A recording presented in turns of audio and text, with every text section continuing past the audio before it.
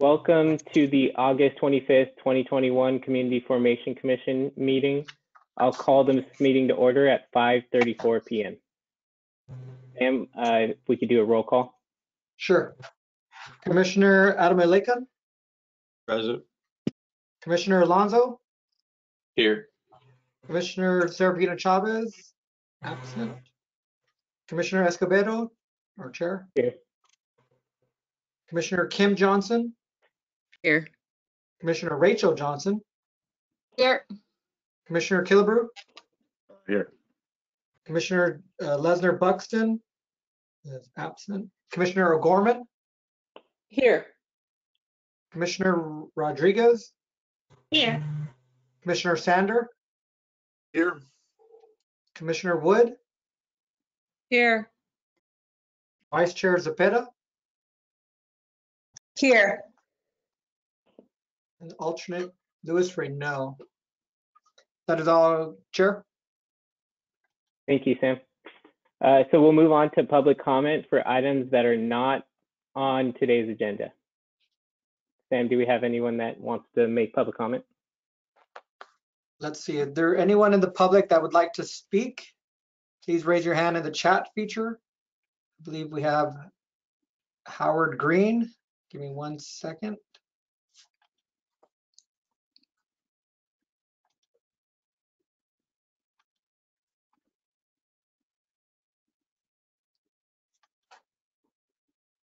Hello, thank you very much. Mr. Green, go I'd ahead. just like to, can you hear me? Sure.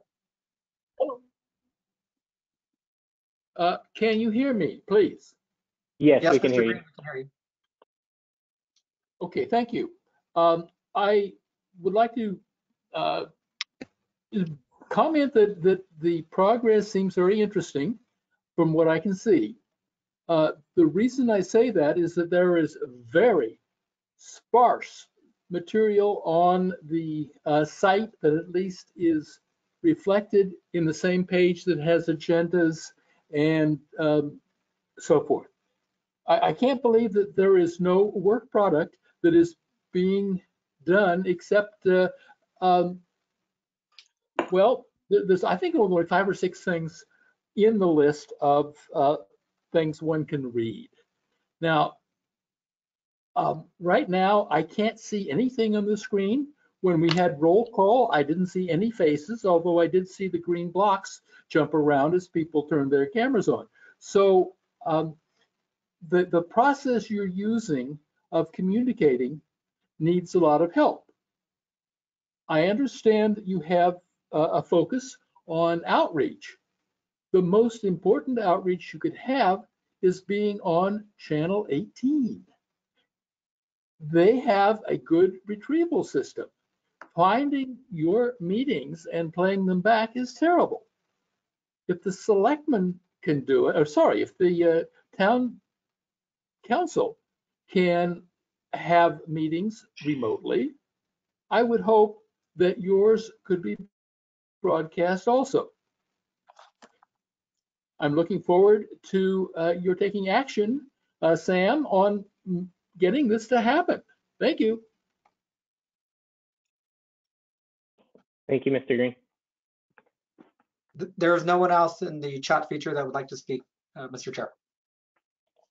Thank you. And so we'll move on to the administrative agenda, and that'll be consideration and action on the draft Community Formation Commission meeting minutes for August 11th, 2021. Are there any changes that anyone wants to the August 11th, 2021 meeting minutes? I guess just I would ask a question since and I had made the motion. So and I realized we had talked for probably an hour before on the public on the models discussion before we made the final motion, but the word auditor isn't in there, and you know we had talked auditor monitor, so I don't know if it's important to just to be consistent as we describe it. Again, I think it's a function of we had talked about it for a long time. We had talked about the month or 2 weeks before, so I apologize if I didn't say the word, but I believe that's what we had been talking about, auditor, monitor, comma, so. Yeah, that was my understanding as well. So I think that if everyone agrees, I think that's a great change to the meeting minutes. Yeah, and Cami had written that in some document. I was trying to find it before, but sort of the summary, So I think if we could just be consistent with that, and I apologize for not doing that when I made the motion, but anyways, thank you. Do we, Cami, do you happen to have that language? I already put you on the spot. I'm trying to look No, through Matt. let me see if I can find it real quick. Hold on a second. It was on one of the emails you sent us, one of the summaries you sent us. The wording that I had written down based on our meeting was conceptual hybrid oversight model with review board and monitor / auditor component with the ability to do independent investigation when needed. I guess I think the auditor monitor was separate, like comma, review board, and then component. I don't know. Okay, so I'll post what I had in our chat and then see if you have changes to that. Thank you. As I recall though, Mary, you wanted to keep it vague, right? I wanted to keep it vague. I don't remember saying the word vague. I think we talked about auditor monitor. Maybe not vague, but you wanted to keep it open as we have continued discussion. So that's why I think it wasn't necessarily listed. But I'm open to redefining it as Lizzie has posted. I mean, and I think the vague part was the conceptual. She wanted conceptual to be in there so that it's known that it's a working. That was my intent. I think the main thing is that the word auditor didn't get in there along with monitor. So wherever that fits. So do we want? So I posted it in the chat. Conceptual hybrid oversight model with review board and auditor monitoring component with ability to do independent investigations. And what I'm hearing you say, Mary, is that you would prefer it to say review board and auditor and monitor component or monitoring component with ability to do. What I'd like to, if I could find what Cami wrote, because I read it the other day and thought, oh, that's what we did. So I believe that is consistent, and I am still looking for it, but I think that that is consistent. The only thing that is different is that I remember that there was some specificity about the investigation part having as needed attached to it. Right, the ability to. That's why your phrasing somewhere, but I'll find it. I will find it and put it in the chat. Okay. Evening, Commissioner. If I may just point out two things. Number one is the chat's a useful tool, but just for the public benefit. Whatever is placed in there should be read out loud for the public to be aware of that. The second thing, and the change is fine as long as it's not substantive to in terms of changing the decision you previously made. As remember, this is a minutes approval of minutes, so that's the important thing I just want to point out in terms of the for the commission, that we're just changing language, but substantively it means the exact thing you voted on previously. That's all. Just wanted to point those two issues out. With that in mind, I did find the language, and let me read out loud what I'm going to put in the chat. A hybrid agency that would include components from the monitor, auditor focused and review focused models that would also have the capability of doing independent investigations when necessary. Yeah, I think other than the word agency, that's what we decided on. So okay. So does that sound good? Good for everyone? Sounds great. Thank you for the clarification. Yeah, if Commissioner O'Gorman moved, then I will second that. Yeah. So we have a first from Mary, a second from Lizzie, Any discussion? Doesn't look like it. Sam, can we do a voice vote? Sure. Thank you, Chair, members of the commission. There's a motion by Commissioner O'Gorman, seconded by Commissioner Rodriguez to amend the minutes as presented. All those in favor? Aye. Aye. Motion pass against? Motion passes. Thank you. Thank you. So with that, we'll move on to the next item, which is working group check-in. And this is just intended as a check-in.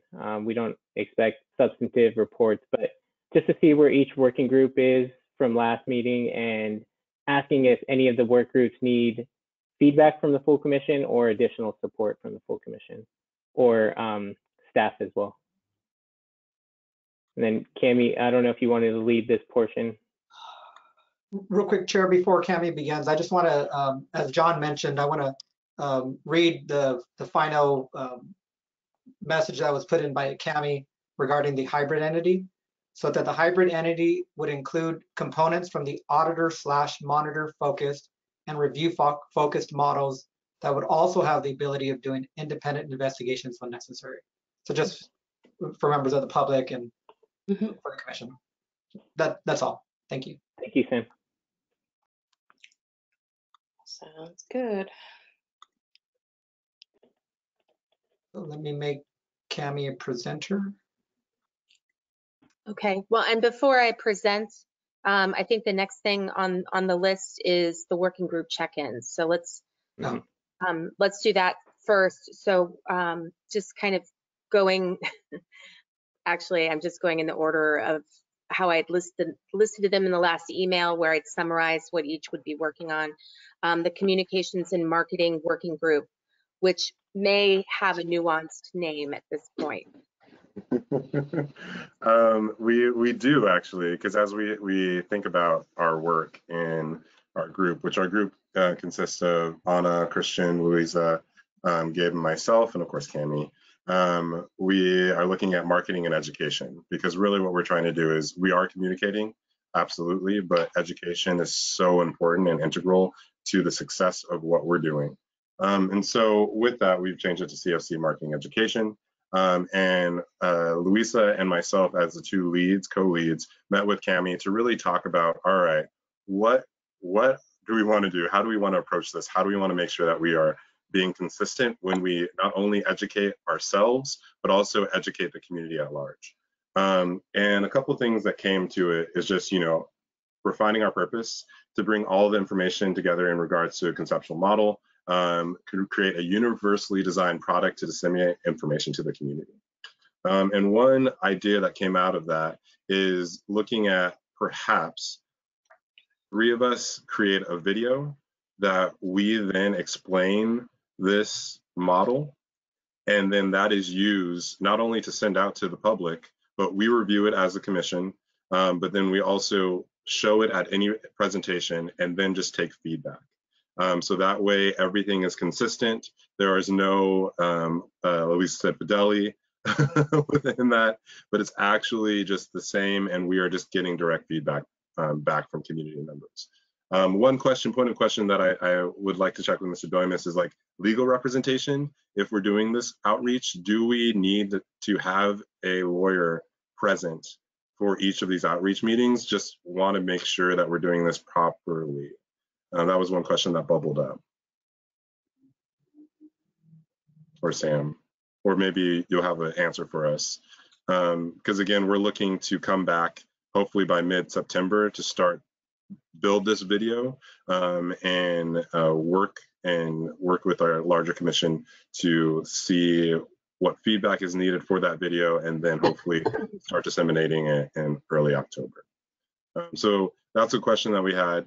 Again, we're excited. We're going to meet as a group probably next Monday or Tuesday to further divvy out work, but those were the main things. Louisa, let me know if I've missed anything.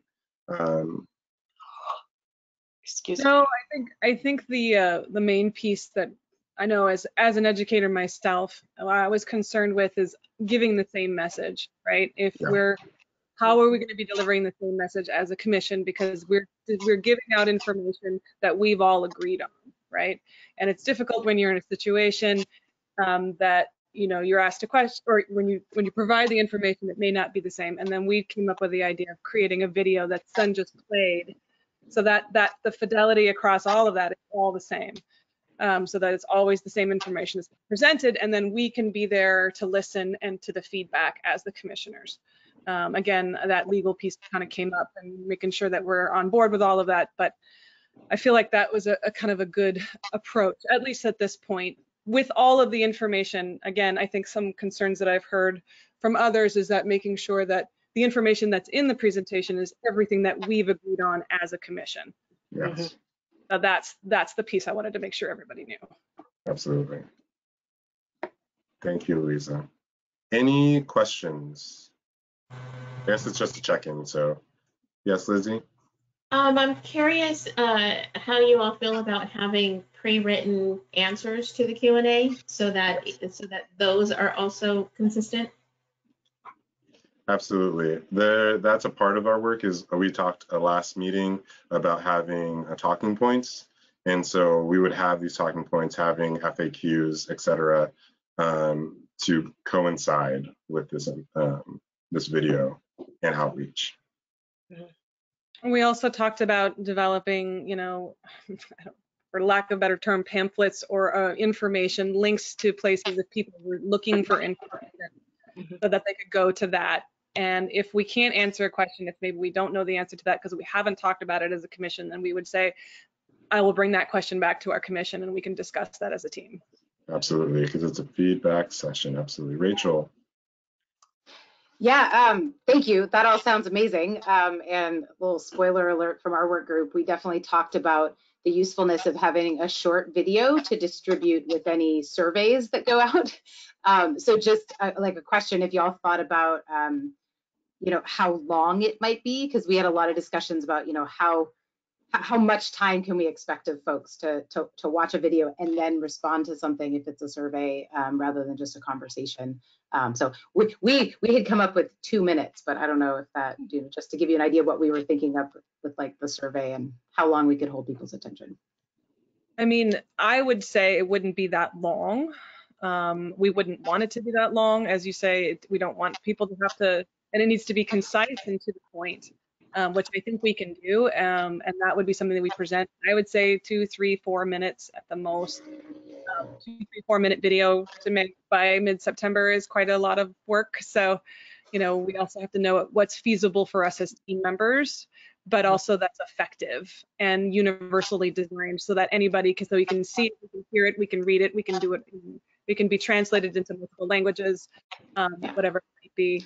So yeah, that's awesome, because with the survey we had started to discuss some little talking points too, of like, to make sure folks understand why we're asking certain things in the survey. So it maybe, when it comes down to writing that, once we figure out more on the survey, and we might have little an FAQ talking point, or maybe even a snippet for the video to contribute to.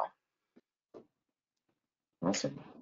I guess one comment, I think that's a great idea, and it kind of overlaps some of what I'll talk about when we talk about our calendaring group. But I guess one thing it depends that it's sort of linked to, just like with the calendaring, is that we as a commission begin to dig in so that we have more to say. Because as of right now, it's as long as it takes to say the motion, I guess. It's, what we have. And that's, I guess, maybe something, Cami, maybe that's what you're going to do in the next item or something like that.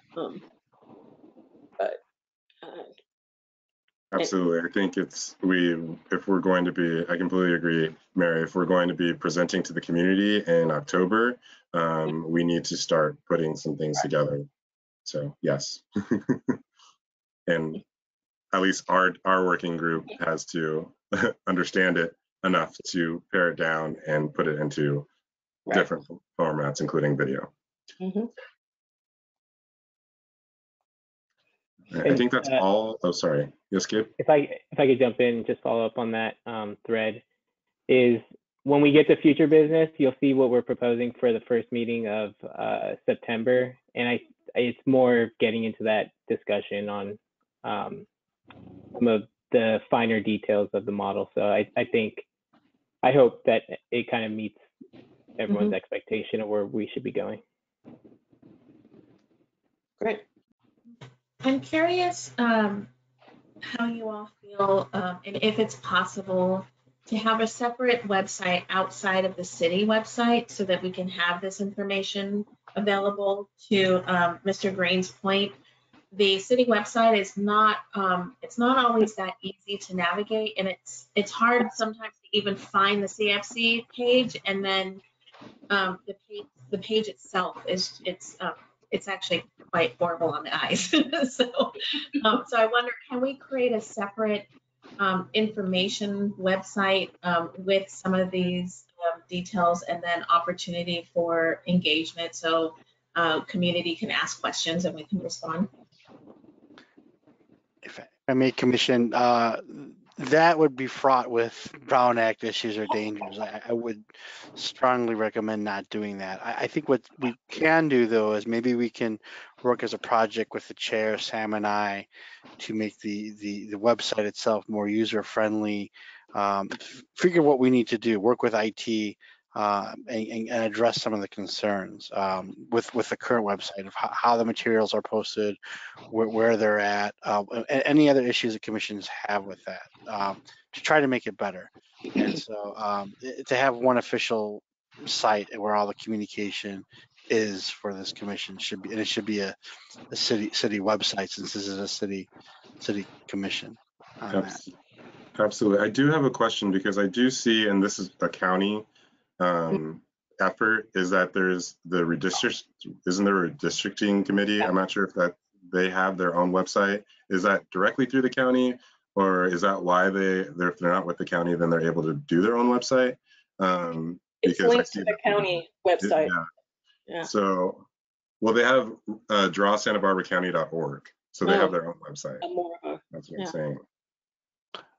Commissioner Killebrew, I'm not aware of it. I'll be happy to look into it. I know we have our own redistricting issues in the city and we use it, but I'll look into the issue of linkage to see if if there's something that if there's something, a link tied to it, you know, and the issues surrounding that. I'd be happy to look at that issue, because you do raise a good point, which we can consider. I always never try to like close the door on these opportunities and issues. So I'll look into that. If there's a direct link provided somehow, that may be that something we can consider.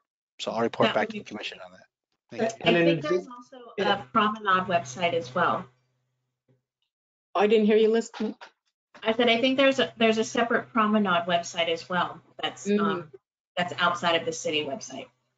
So yeah, that would be great. Thank you. Sure, but we gotta be careful. I don't know if it's an issue by the public. Promenade, we're talking about an official commission website sponsored by the that's where the difference and distinction has to be drawn too, in terms of if it's another group doing a website about the issue, that's one thing, but if it's an official commission, that's a different issue that we have to consider. Can I ask Mr. Doimus? I know what Lizzie is saying. I go through it every time I try to get to the CFC website. I finally, created a bookmark, but all the pages look the same. So is there a way we can be sort of like a part of, it's a link from our site, but it's a different page. It's a page that, doesn't have all the stuff on it, I guess, for, that is really all about, our recommendation and feedback. You're talking about the page itself to be distinct. I don't know. I'll have to check with IT. I'm not a technical expert. I don't know if it's because it's on the same website. It's difficult to distinguish. So Sam and I can look into that issue. Yeah, I would have no earthly idea how that would work, or if we could. So we would definitely check in with IT on that issue. Thank you. Gordon, do you want to ask Mr. Dimas one more time about the need for legal representation at our work group meetings, the workshops that we're talking about doing with the public? Mr. Dimas? Yeah. He doesn't, there he is. Yeah. There he is. So we had asked, you know, in these public workshops that we're just talking about, would it be necessary to have legal representation at those meetings with us? It's up to you. I'd be happy to attend. You know, I don't know if, as I said, I'd be here as a tool in terms of, you know, procedures for the city. I could, so if there's questions on those, I could see a use for me on that, which I'd be happy to provide. So in that regards, it'd be fine. You know, outside of that, I don't foresee something, but then again, you never know what happens. So I'd be happy to attend if on the outreach there's questions posed in terms of, you know, maybe legal issues about, like, you know, police officer bill of rights or certain administrative procedures or things like that. I'd be happy to attend on that, to provide information during the work outreach. Absolutely. All right. Thank you for that clarification. All right. Any other questions for our marketing education group?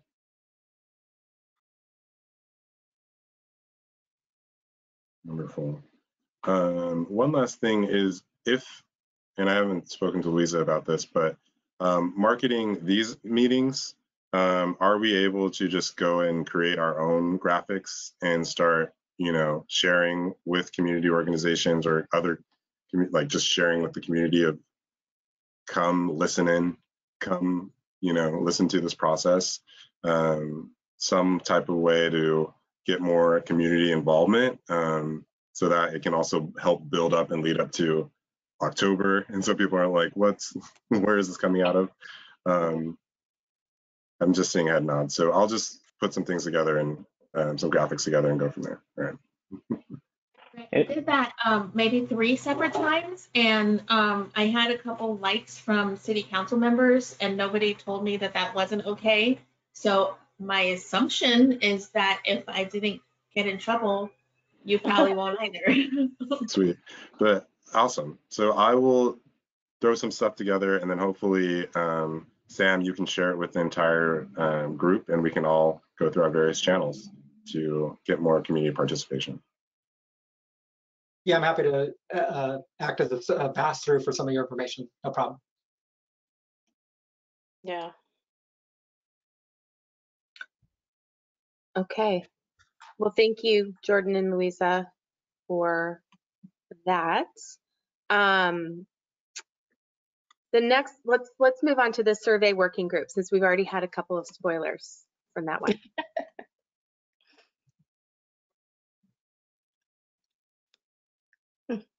Great. So survey working group is myself, Commissioner Lizzie, and Rachel Johnson. And so the commission, so our working group met twice, and the second time we met, there was Dr. Z. Reese. I think that's is that the pronunciation? Good. Who's a colleague of Commissioner Johnson's.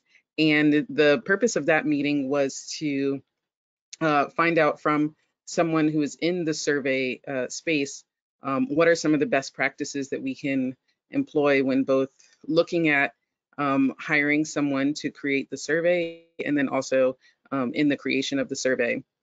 And so there are a number of things that were brought up. Some of the questions that they suggested that we ask a prospective consultant are things about regarding, like, how do you handle recruitment? So really trying to understand, how do we get to the people that we need to get to? One of the things that he suggested was that, let's see, we try to find a representative sample and recognize which parts of the community are least likely to respond to something like this, and really make some plans to try to reach out to those aspects of the community and make sure their voices are heard. Also, we talked a lot about strategies to minimize duplicative responses, because this is going to be an anonymous survey. The likelihood of folks responding multiple times is very likely. So trying to figure out how to prevent that or how to identify those folks so that we can ensure that the data is as clean and representative of the community as possible. And then something else he told us to look at is the time and cost related to qualitative analysis. So I'm sure a lot of us want to know what is on the hearts of the people that we're going to be surveying. And so if we include something like an open answer question where people can put in like freehand comments, he said there's really a need to have someone who can put in the time and expertise to summarizing that information, to categorizing it, etc. And he just stressed how sometimes that can lead people astray because it really is a cumbersome task to be able to dig into a lot of those open-ended questions. So that's something he had us think about. Some of the survey goals he identified is, which was really interesting, is focusing on the what and the how of the proposed models and not the why of police oversight. And that's going to be particularly important because we have, I think on our last meeting, we talked about our focus and making sure we maintain our focus. So that's something he mentioned. And Rachel and Lizzie, please jump in if you have anything to add as I go No, down. I would just say that those goals sections, he didn't actually come up with those. Those were the goals that we came up with. In terms of the how, yeah, the how and the what and not the why, that was separate, I think, from our conversation with C, but that was stuff we came up with in discussion with Cammie. Oh yeah, okay. I just want you to give yourself some credit too, Kim, not just C. And just a few more things. Of course, we want to solicit both quantitative and qualitative information. We want to keep it simple. This goes back to talking about the length of the video that was suggested. There was also a discussion about the number of questions. And he said after past 5 questions, you lose people. So just knowing that we have a really small window of space to get the information that we want, we just kind of have to think that through. And then, of course, in addition to asking that question, we also want to get demographic information. So again, we can make sure that we're getting the most representative sample that we can. So we have to keep that in mind as well. And I'll say the last thing is in regards to a survey professional, we realize we need a scope of work so that once we find some folks that are suitable candidates, we want to be able to help them understand exactly what the scope of this project is to ensure that everyone's aligned with what the deliverables are. And later this week, we have scheduled a potential consultant meeting, so we're excited to get that started. And that is all. Any questions? That sounds great. Thank you, Kim, for that really succinct summary of our, we had a lot of discussion and it was great discussion. The only thing I would add to that is just a reminder that what our intent is not a climate survey of how community feels about policing, but how they feel about the recommendations that we are suggesting. So we need to be just clear and remind ourselves constantly that that is what we're tasked with. And then possibly in those recommendations, we could suggest that the formate or the actual oversight body does a climate survey. Yeah. Yeah, and just briefly, I just want to, oh, go ahead, Kim, sorry. Only thing I was going to say is that reminds me of the conversation we just had about the website. One thing that we brought up was, or we discussed, was the importance for the commission to express our independence so that we can ensure that when people respond to the surveys, that they are giving us their full and their true opinions. So to the extent that we can appear independent is good for us. So if we can get a website that's that also conveys our independence, then that would be good for the value of the reaction that we get to the survey. Yeah, and I just wanted to add, well, first of all, to thank Lieutenant Hill for sending out a number of past surveys and survey efforts, because we had been talking about kind of doing a good review of what's already been asked of the community in things related to this, but also something that, you know, I think the full commission can help us decide on is the importance of the demographics section.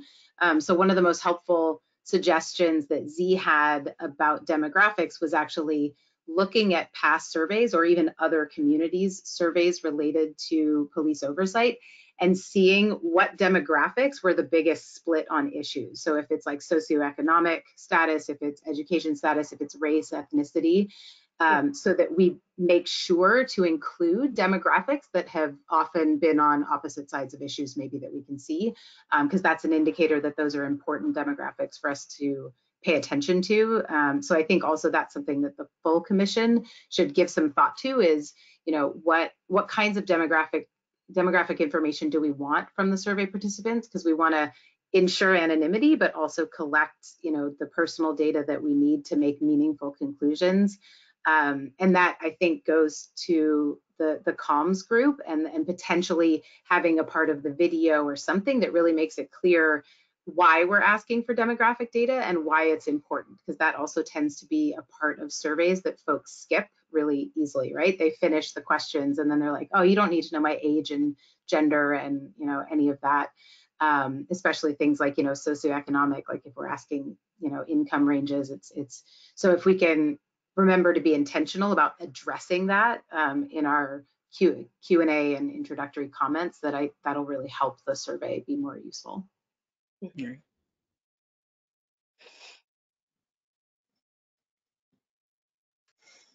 Okay, any more questions for that group before we move on? Okay, then let's move on to the outreach group. Okay, last but not least, and is it possible to share screens like you do on Zoom or no? Does that not work? If needed, Commissioner O'Gorman, I can make you a presenter if you'd like to share your screen. Yeah, just briefly. Give me 1 second.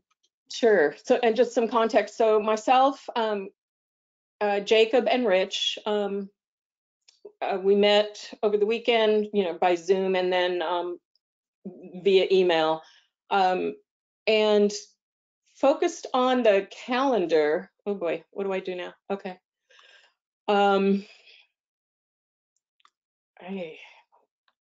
Is it showing? Yeah, there. Okay. Yes. So focusing on the calendar, but building off of what the previous outreach group had come up with. Mary, can you make it bigger? It's really hard to see. Okay, how about that? A little better. I mean, yeah, it's just basically, you know, it's just, you know, and Rich helped to organize into sections of nonprofit sector, business sector, civic sector, and then communities historically policed at a higher rate. And so we just filled in the gaps with certain groups that we were aware of. I guess what it did, you know, was kind of really beg the question, and this is where we overlap with, I believe, the marketing group or whatever it is, because at this point, you know, going forward, you know, really then the question is, well, how do we reach these groups? So Rich, you can jump in, but I think one of the things, you know, we agreed on is we are not, even if we broke it up into the whole commission, we're not going to be able to go to 25 different meetings. so how do we want to reach people? I think as I'm hearing the survey group, I mean, I think that's one way. And then I'm looking at so sequentially what happens first, the chicken or the egg. But one of the ideas that we had, you know, and I'm sorry, Mary, I just want to let you know that when you minimize your screen, we can see all the background stuff. So I don't know if you have anything that you don't want us, you know, that's private. You know, we don't really need to share my screen anymore. I guess I just wanted to share the that it's really the Google document that the original group had come up with, and then we added to. So I can, you know, at some point, I don't know if we're all going to share our materials, but I think that the bigger question is, how do we reach people? So one of the thoughts we had, and kind of similar, a little different than what Louisa and Jordan talked about, is holding a community workshop essentially as a commission meeting. Again, whether we can do that or not in person, but thinking of a big place like, you know, Cabrillo or something, but that basically is devoted to presenting the model. So we're all in the same room, we're all hearing it. It can be videotaped, people can comment, and that we just make sure that these individuals and groups are aware of it, you know, that we do a mailing or something like that. Again, these are just kind of brainstorming. It's in some ways you know, outreach is sort of could be a commission all on its own, you know, but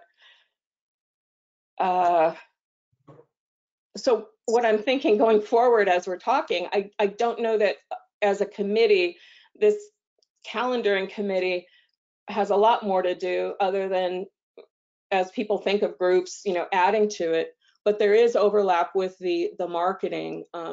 So how do we, like for instance, Lisa and I talked today about, you know, a certain group or, you know, that we wanted to meet with, but how do we do that without violating the Brown Act, I guess is the bottom line. Because we're essentially doing kind of working on similar things. Well, I feel like, you know, creating this sort, as you say, either filming something that we do all together or creating an actual product that's 3 to 4 or 5 minutes. That's, you know, you survey one, you do the educational marketing outreach one, and then being able to invite people to watch that, you know, sending them, making that collection and sending an email to, you know, to all of them with those links that go to our webpage. Right. Site, but that the link is there. I recognize that needs to go through that. But I mean, I think that there are ways of navigating around the sheer number of people that we're trying to connect with. And that's certainly a way. And I know that we need to be getting out there with our faces and having people see this too. And I know that that's important, but I think as a commission, we need to be thinking about, again, feasibility, right, of how we're going to be able to do that. Right. So, and as I was listening to you talk previously, thinking that, you know, what if we broke up into smaller groups but did kind of, you know, regional meetings? You know, Can I just ask for clarification? Sorry, how is letting people know about the work or doing outreach, how is that a Brown Act concern? Well, it's just that if there's more than a certain amount of us. So for instance, at an event, like if more than like 5 of us went to an event. Oh, okay, I'm sorry, I misunderstood. I thought we were talking about just like outreaching to our contacts in the community and letting them know. It's just that, and I was speaking specifically of, you know, like if I'm collaborating with another commissioner on something, but they're also on another group that talks about the same thing. I don't know. I see. Okay, got it. Brown Act group that has had sort of floating, you know, committees like this. So, and I think because if we come back together here and discuss all the things that we've talked about in the group, that's fine, right? Because this is what we're here to do. Okay. Mary, are you requesting to be on the marketing group? Well, I think what you're requesting? That's what I hear. Well, kind of, but there's too many people. But I just somehow we've got to coordinate at some point. Maybe we do that at the commission meetings themselves. Well, absolutely. I think that's where we have this working group check-in, so that we can bring back this information of what we decide, and so that everybody's on the same page. But absolutely, if you feel comfortable, it's just you want to share that with the group, and then we'll take the timeline in our marketing education group and then help apply that to everything that we're doing, and then we'll bring it back for the next meeting. Okay. And if I may, Commission, and I like how things work out, because that's exactly the suggestion I was going to make in terms of the Brown Act issue. Yes, having more than the quorum is a concern, but in terms of the issues here, working with, and then coming back in the group and doing the outreach as suggested is the perfect way to go about that issue. And if there needs to be additional working groups in the future, because the work gets done in one group, and there needs to be a new work product that needs to be done, that's what this is exactly for, and then why we increase the meetings to 2 in a month, because I envision this being something needed. And also, since I interrupted, I also wanted to point out, I heard from the mayor, since she's been watching early on, the city is working on a new website to make it even better, more graphics and user friendly. So that is to come as well. So I just wanted to let the commission know that. Thank you. Yeah.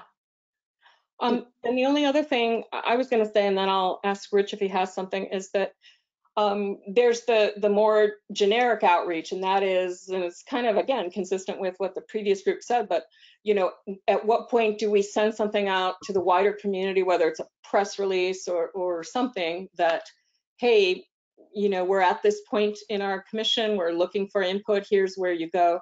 So again, not targeting a particular group, but the community. And I imagine as we're getting to that point, we're going to have inquiries, whether it's from reporters or just people who know us.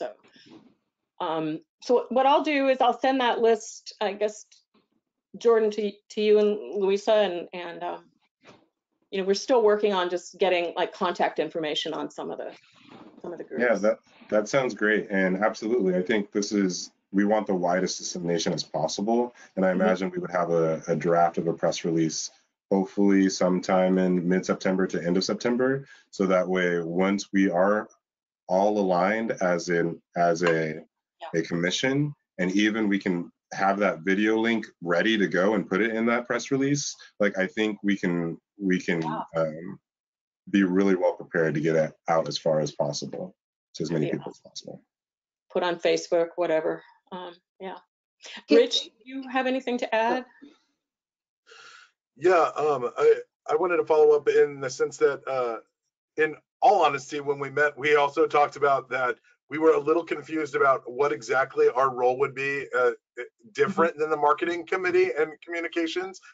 We put together, as I said, or as Mary said, a lot of just contact information of people that we could, but I kind of see this group as working alongside the marketing and communication committee and doing and reaching out or doing outreach or contacting people within the community. But at this stage, I don't think there was a lot for us to do other than put together this document. And this document was really, it was a combination of Mary had taken some time to just start listing some agencies that we should be contacting. And then I had the document that Rachel put together from our previous working committee with Jordan and Anna on how we want to do outreach in general. And so we combined those two and started just writing in everyone that we knew.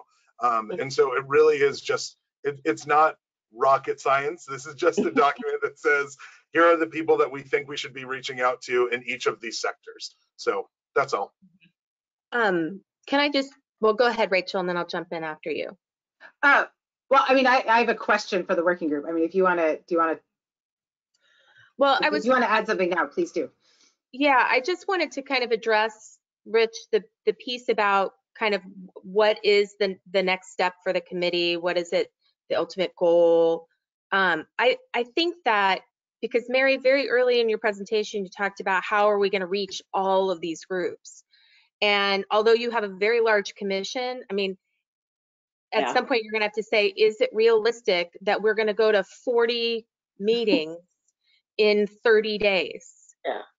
particularly since, you know, one of the things that came up in the marketing and education meetings, which I thought was wonderful, was the thought of having someone at that meeting, preferably from the commission, who has a connection to that group, someone who is kind of the I guess the standard bearer, the person who is there to answer all the questions. So we're making sure that all of the questions are answered consistently, and then perhaps someone to do the presentation.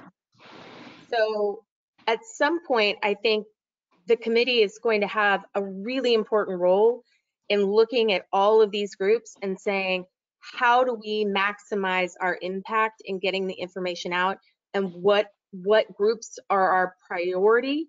Not necessarily because one group is more important than another at all. It's about numbers, and will that group then further disseminate the information, for instance? Considerations like that need to be taken into account. And then also eventually helping with the signing up commissioners for different meetings and helping to coordinate all of that, because that is going to be kind of a hero's effort.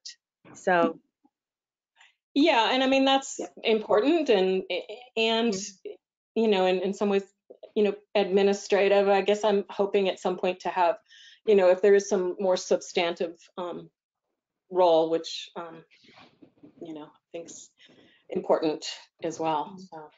So yeah, Katie, that was actually a good segue to what my question is. First, I wanted to say, and this was possibly my misunderstanding, I actually thought the outreach group was looking to identify already existing events that are coming up that we could potentially table at and like go to.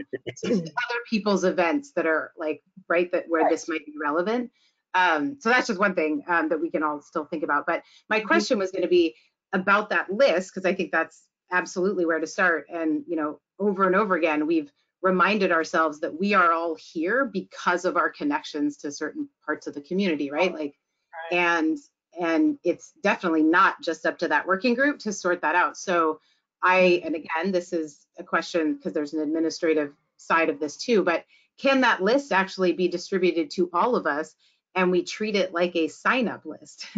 Because, right, like even if we're not going to have a video or a press release for another few weeks, I already want to be reaching out to deans at City College saying, hey, in October, I'm going to have a survey and I need your help getting it to these groups of students, right? Like I want to do that kind of outreach to my people like right now, to give them a heads up. So I mean, can that be a reasonable next step, that list actually gets distributed to all of us so we see? Because I mean, also, I mean, Rich and Mary in this group, like, you know, y'all don't have to be responsible for tracking down contact info if I've already got contact info for someone on that list, right? So sure, to save you time, and then matter of how we can share it, because it's not necessarily a public document at this point. You know, some of it is right. And I guess that would be the question for like Sam and John to let us know how can we sign up for outreach events or groups? Sure. So this commission, while it has some diverse topics on the agenda, it's, you know, assigned for one purpose, right? To make a recommendation at the end of this. And so you're doing work, you're doing research, doing outreach. So part of these materials is sharing it with each other to assist it. It's not like a policy. These aren't policy documents.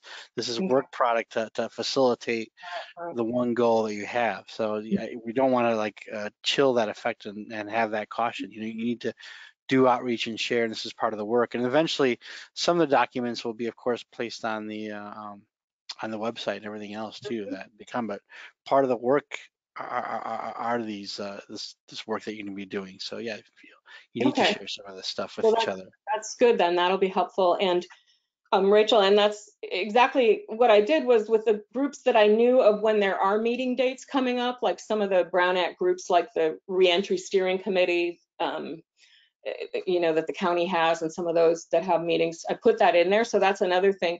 It's a Google document, so I'll just add all of you to it, I guess. So, yeah. Is that something that has to go through Sam? What's up? If it's going, is that something that has to go through Sam? If it's all of us? Sam, can I'll you? let John Doimus weigh in on whether a Google Doc needs to be, especially if it's all of the commission. John, do you have any thoughts about a Google Doc? I think it'd be good to go for Sam just for the efficiency of it, and then eventually later on for the public point of view. So he's a good point of entry on a lot of this stuff. So it just, which has been what we've been doing. So I'd continue to do that. But then it can be shared, disseminated as it has been in the past. Easiest way to go about it. So I guess the thing is, as a Google document, it's living, so Sam can, I guess, email it to everyone, and then some changes could be made or things could be added, I guess. I already thought we kind of talked about doing that through the website usage too, like the living document. So maybe that's the easiest way to do that as well. That's an option as well. Mm-hmm. And just putting it up there and letting it, and there are no issues then, right? As you have to worry about anything, it could be on the website, and it could be, and then the authority can be given to each commission to change that document should need be. I think that'd be the easiest way to go about that. But I think it's not public. John, are you referencing the public-facing website or the shared drive that Sam created? That's not on the shared drive. Sorry, if there's a confusion about that shared drive. I somehow lost the link to that, so maybe, yeah. But I'll send it to Sam, and then. And I can send that link out to the commission once more. Okay. I think that's about it. I'm just like Louisa or the last two groups have said, I think really it's just a matter of them getting to the point where we're digging more into the weeds, so to speak, on the proposal. So as we start talking to groups and people, we have more substance there.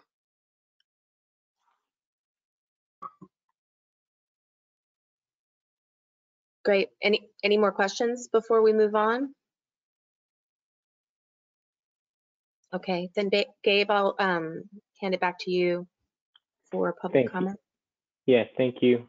Sam, can we open public comment and see if anyone has any public comment on this item? Sure. Give me 1 second, Chair.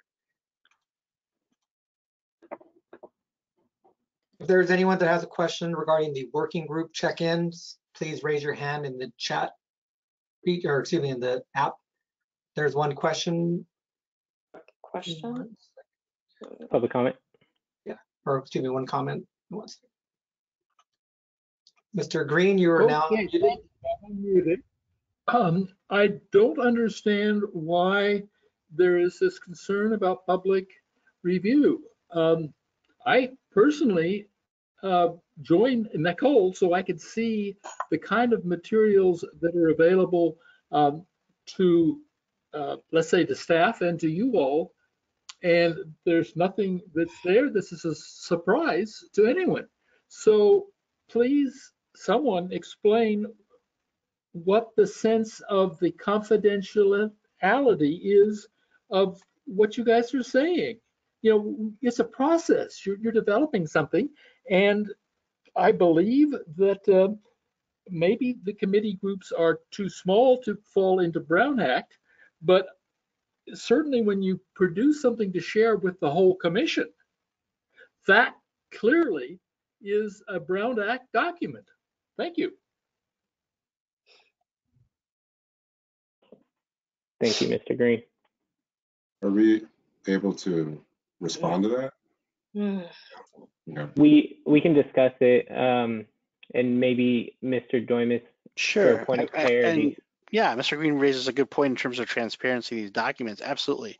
The key is the finished product, right? Drafts aren't, right, when you're working on something, but when it's done and it's presented to this commission for a final product, the public should all see that, and that's what we've been doing. So, I think what we're talking about is drafts and draft documents and working on that within the working group. But once it's finalized, it is a public document. It needs to be do so. So that's where the distinction lies in the two. That's all.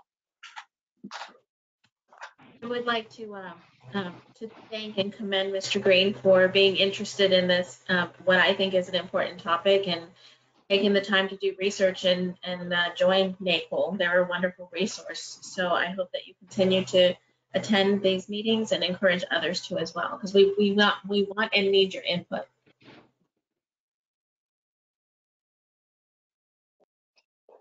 All right. Thank you, Lizzie, for that. And thank you, Mr. Green. So next, we're going to be moving to our next item, which is a presentation from Cami on similar sized cities with similar models and the official description. The Community Formation Commission will receive a presentation from NACOL on cities and similar size to Santa Barbara that have components of auditor, monitor, review board, and investigative authority. I'll turn it over to you, Cami. Thank you. Okay, Cami, I've made you the presenter, so you should be able to share your screen. Let me know if Great. that works. Can everyone see my screen? Okay, let me just get it so that I can see my screen. Just a moment. Okay. So what I want to do is I don't want to rehash the different models with all of you. What I wanted to do though is to start with the basis of information, a very quick refresher. And my goal today is to go over a few models that are similar, that have some attributes of the different components that you talked about including, that I think will be of interest to you, and will also begin to help you kind of start to formulate what are the different aspects of these different pieces of the hybrid model that you need to be considering. The thought is we're building a base today of information. We're going to, at the next meeting, we'll actually talk about this later today, about talking about taking on the review board model and its authorities and administrative functions, and then moving on to the auditor monitor, and then along the way also talking about that independent investigation piece. So to start, just as I mentioned, a basic review of the review focused model. So, you know, this is the way community is involved in the process continually when we're talking about civilian oversight. It's the most prevalent part or component of oversight, not only in hybrid models, but just in general across the United States. Although others are catching up with it, it tends to be the one that people go to. Most often, it is comprised of volunteer boards or commissions, although there are some examples out there. For instance, Detroit has an elected commission that is considered a review-focused model. Like I said earlier, involves the members of the community, which is such a key component to this because it allows community to continue to be connected to the process even once it's way down the road. And I think it's also important to talk about, and we'll be talking about this more at the next meeting, is that it is often focused on the review of internal and external complaints. Not always internal, almost always external, but some do look at internal complaints as well. They look at investigations done by internal affairs, particularly if it is a solely review-focused model and not a hybrid. And so they're able, traditionally, they are not able to make policy recommendations or discipline recommendations. That's where the hybrid piece comes in, where we start adding on layers to that allows them to do more than just this review function. So then I'm gonna skip over the auditor monitor focus and go to the investigation focused. So this is where you have an oversight agency, where you have employees or contractors who are professionally trained to do investigators. These are not just people who walk in off the street who have no background in investigations at all. At least that is not what is recommended by NACOL. They often have jurisdiction over very specific types of complaints. Like, for instance, the New York City Citizen Complaint Review Board investigates allegations of unnecessary force, abuse of authority, discourtesy, offensive language. But then you have places like Cincinnati and their civilian complaint authority. They also have jurisdiction over in custody deaths, complaints alleging excessive force or discrimination, improper entries, searches, seizures, and stops. So as you can see, there tends to be a very wide breadth of what can be included in their jurisdiction. Investigative models tend to have greater access to information because they need it in order to do the investigation. They often have access to all the records that are allowable by law from the law enforcement agency. The interesting part about investigation-focused models, although we don't always call them hybrids, is that they almost always have a review board component. And that is because someone still needs to oversee the investigations that are being done. They want to make sure that they're still being done fairly, transparently, and are kept to a high standard. So that's often why there is a review board component attached to them. I think it's also important to think about the fact, and we'll start thinking about this now, is that in a hybrid model, the independent investigation piece takes on a different form. It is often, in many cases, particularly when you're talking medium to smaller size cities, it is not, you don't necessarily have staff who's going to do investigations. A lot of times it happens, like all of you discussed earlier when you were deciding on the models you wanted to include, is that it's an as needed investigation, independent investigation. So that could look like, for instance, in some of the cities that we're going to talk about tonight, if they need to do an independent investigation, they contract with an independent investigator. And that investigation often happens after several other stops along the way. So there might not, in a hybrid, there isn't always an independent investigation. There's normally a set of circumstances that occur that then brings the agency to the point where it recommends independent investigation. And then I probably should stop at this point that if you have questions along the way, feel free to jump in. And I will say I can't see all of you because all I can see is my screen right now. Yes, but I don't want this to be a lecture for 40 minutes where everybody is holding their questions till the end. I have a question. Yes, Jacob.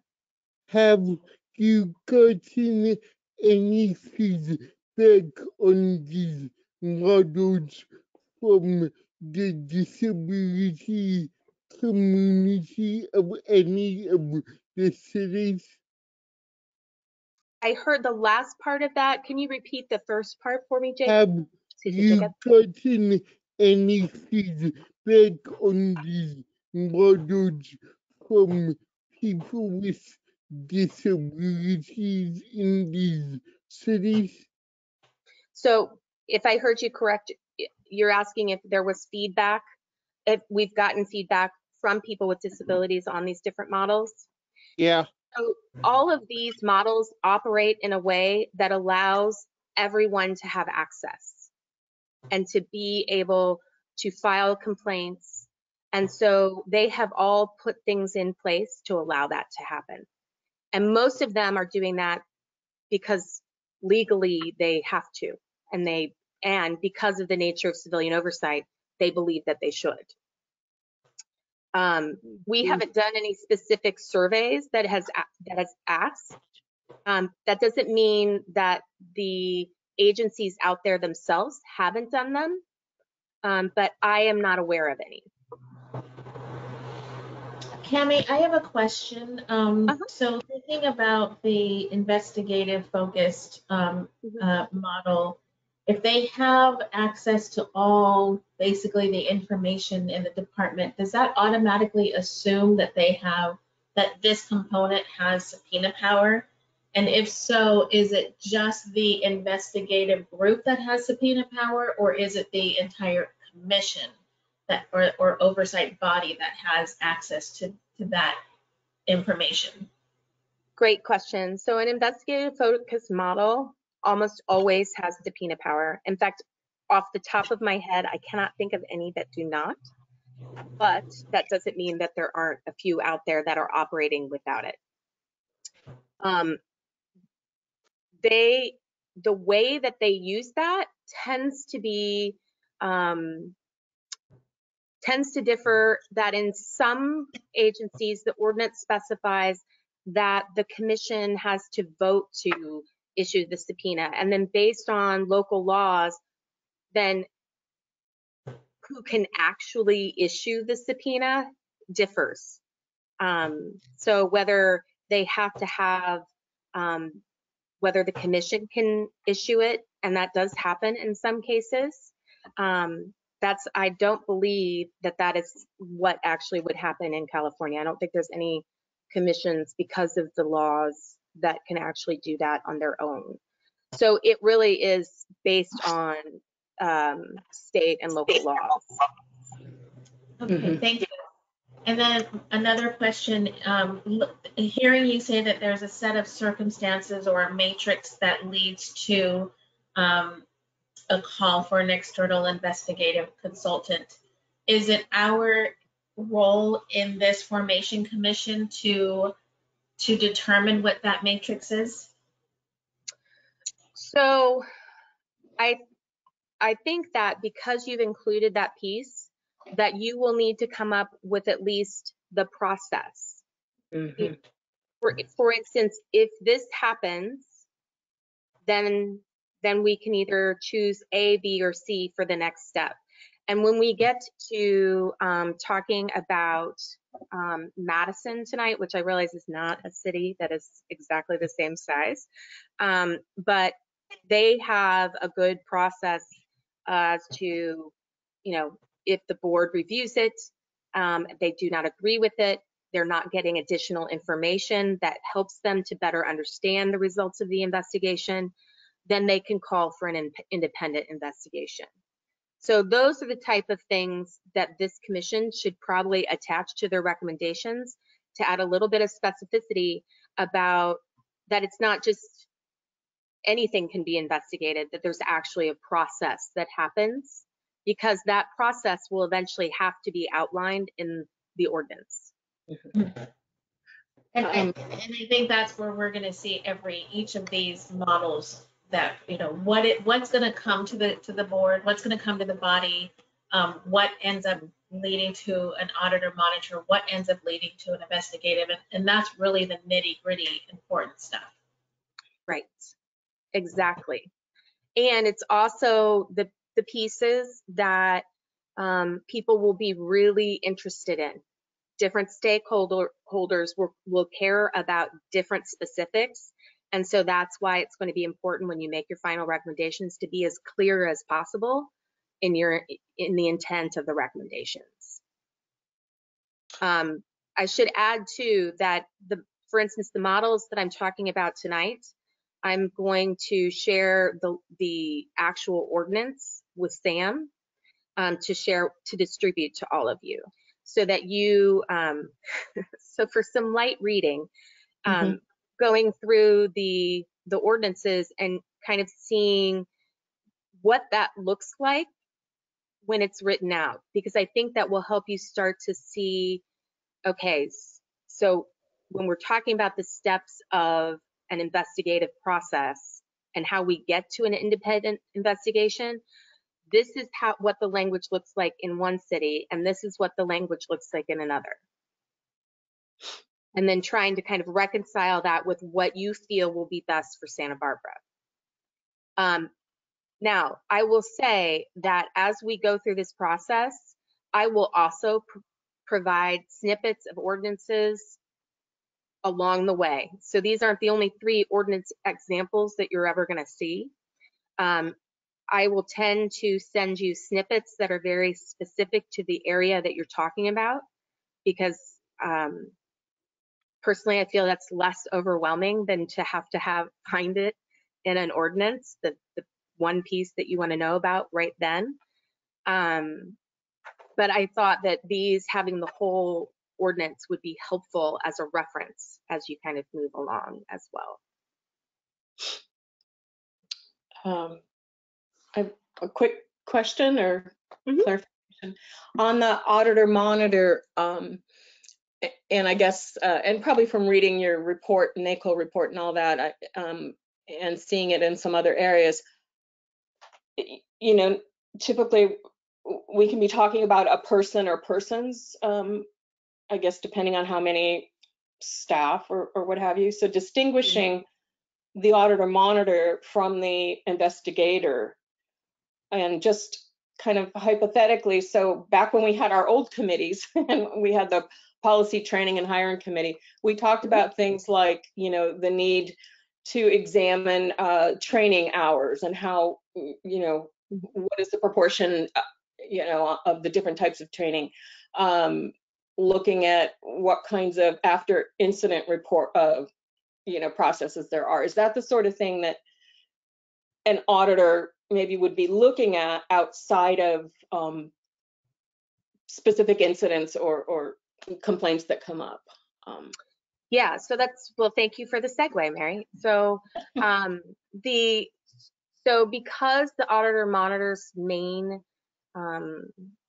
one of its best attributes is that it promotes systemic change by looking at all of those different aspects of not only complaints and the investigation of complaints, but policies, procedures, how discipline is applied, allows for that kind of change to occur because it can get all of this information and data and make recommendations because of it. It's also having that auditor monitor piece to it. They tend to have very robust reporting features to them, which allows you to get more information out to the community. Because if they're doing audits, that leads to a report that gives very specific information. So I think I'm very excited that the auditor monitor piece is one that you chose, because I do think that the other two tend to be a little bit more reactive, where this tends to be proactive. And so you really have, because the reactive piece is the need for it's never probably going to go away. That needs to be out there. But the proactive piece is what's really going to create lasting change. Exactly. So, yeah. And like the investigation, it often tends to have very broad access to department records and information, because it needs it to be able to monitor or audit. And then I think it's also important to note that they tend to, there's a lot of different relationships when you start looking at auditor monitor and how they relate with the review component and the investigative component, and this was touched on a little bit. So in some cities, the auditor or the monitor, they tend to have different kind of the same job, but choose different titles because of the specifics. In some cities, that person also can do investigations. So it is kind of one person who has several different roles within the oversight agency.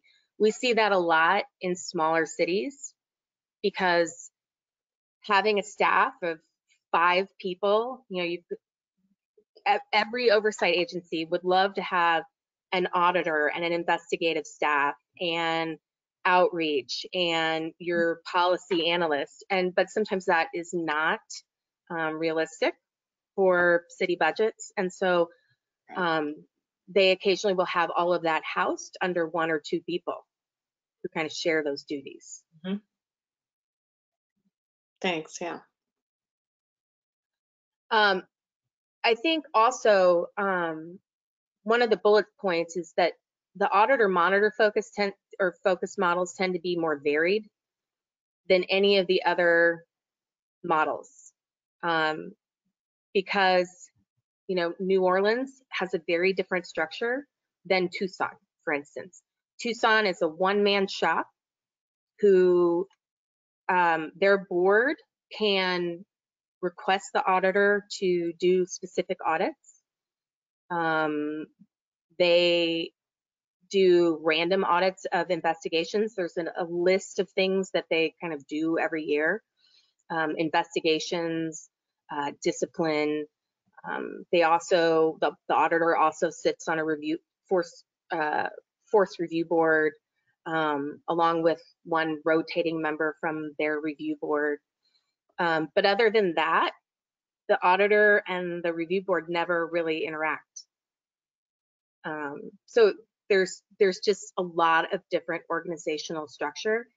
And my job in the next few months is to let you know about as many of them without making it so complicated to narrow it down.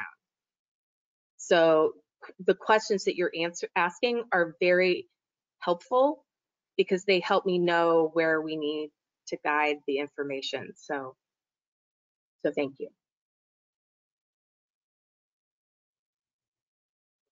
Okay, so I want to move in to the first city, and that is actually South Bend, Indiana. And this is a fairly new model, not without, I think that it has some really good lessons for implementation that we can talk about at a later time, about, you know, some of the recommendations as you're making them, some considerations that maybe others hadn't thought about but wish they had. So South Bend, it's the Community Police Review Board, and they provide, sorry, let me switch screens here. So their purpose is to provide additional perspectives to alleged police misconduct. They encourage civilians to take part of the process, and that is the Community Police Review Board. That is that civilian component taking part in the process. They are to create a means for just, efficient, safe, fair, impartial, and timely conducting of investigations of misconduct, to reach independent determinations that are supported by evidence. They also have, and this is that proactive element that we find in their model, is to identify patterns of alleged police misconduct and make policy recommendations. So the composition of the board, it's a 9-member board. They are selected from different members of their common council. They try to include representatives of prominent community organizations. They cannot be members of sworn law enforcement, and they must be a current resident of South Bend. And that is a pretty standard, those last 2 items. As far as most of the appointed individuals, one of the things when we talk about review boards more specifically, one of the things in your recommendations will be composition. And so composition includes, who do you want on the board? How many do you want on the board? Who do they represent? Is there a space for sworn law enforcement or former law enforcement? Because there are examples of all of that, where some is included, some are not. Some are so specific about who should be on the board, and some are more general. And so I've taken, in the examples you're going to see tonight, you're going to see some examples of definitely the more specific and the more vague. Training. So all of the members have to be trained before they can review any investigation or commence any of their duties as a board member. So for instance, they have quite a bit, the 12 hours of ride-alongs, And then they do not have a very specific number of hours that they have to train, but it has to include, they have to go through the South Bend Citizens Police Academy, mediation training, best practices in investigation, conflict resolution, restorative justice, and then also training and assessment pursuant to intercultural development inventory or similar program approved by Common Council. So what you'll see is that in some communities, they have very specific recommendations for what type of training they must have. And I will say it is very varied from city to city. Cedar Rapids, who recently approved their ordinance, they have mandatory 30 hours of training with the police department. They have, I believe, 16 hours of ride-alongs, and this is per year. And then they also have 12 hours of training from an outside entity, and in their case, it happens to be us, but that's not specified in the ordinance at all. Excuse me, Cammie. Yeah. With this South Bend group, were they paid or were they volunteers? They are volunteers, and I believe that there is no specification in the ordinance as to stipends. So there are no stipends for them. And that is, stipends are it's interesting because in some cities, like for instance, my city, Indianapolis, does not have stipends for board members. But one of the cities we're going to talk about tonight is Berkeley, and Berkeley has significant stipends for community members. In lieu of actual monetary stipends, some communities provide things like childcare. If the meeting's during the dinner hours, sometimes they do have food and they pay for parking. So they try to, in some cases, make it as easy as possible for anyone in the community to participate, because they are either getting a stipend that helps them make up for the time that they're losing maybe with work, or to help them with child or elder care if needed, so that they can actually be at the meetings. So those are some things to consider as well. And one of the things that we should do some research on are the other commissions or boards in Santa Barbara and what type, if any, stipends that they receive, so that there's something to compare to, a basis of information. Gotcha. You can start with us. We get a stipend on this board, actually. And so it's just for transparency, it's $50 a meeting per commissioner. There's one data point for how we're approaching this special committee. I had a question about the South Bend model. Would you say that, just from the description, that's a review and auditor monitor focused model, or just review? So it's a review. They do have the ability to do some monitoring of the investigative process, and they also have the ability to do an independent investigation. So it's a very similar model. One other thing that they have is that they also, with a majority vote of the board, have the ability to initiate a complaint. So to explain what that is, in many cities, civilian review boards or agencies can only review complaints, or complaints can only be investigated if they are initiated by a member of the community. And so maybe in some places that's the person who that was the victim of the alleged misconduct. It could be, in some cities, it also includes bystanders who witnessed the misconduct. But in only a few cities can people also, can the review board hear about an incident or see a video and initiate an investigation on their own. So that's also something to consider when you're talking about kind of what the jurisdiction is. Does it include, I mean, I talked about external versus internal complaints, but does it also include complaints where no one actually filed a complaint, an outside entity? Yeah, and thank you for the color there. I have one more question about the South Bend Community Review Board.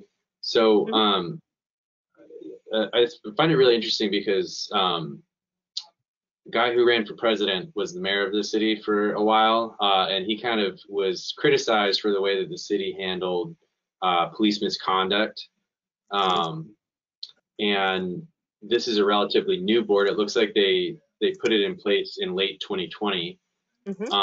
So you've mentioned that it's not without controversy or without some flaws as well. And I'm thinking about this because I'm wondering how we approach this for ourselves, because it looks like, so there's a staff position for the board that was the director of the police review board, and it looks like they hired someone who was a former police officer and had been suspended 7 times as a cop.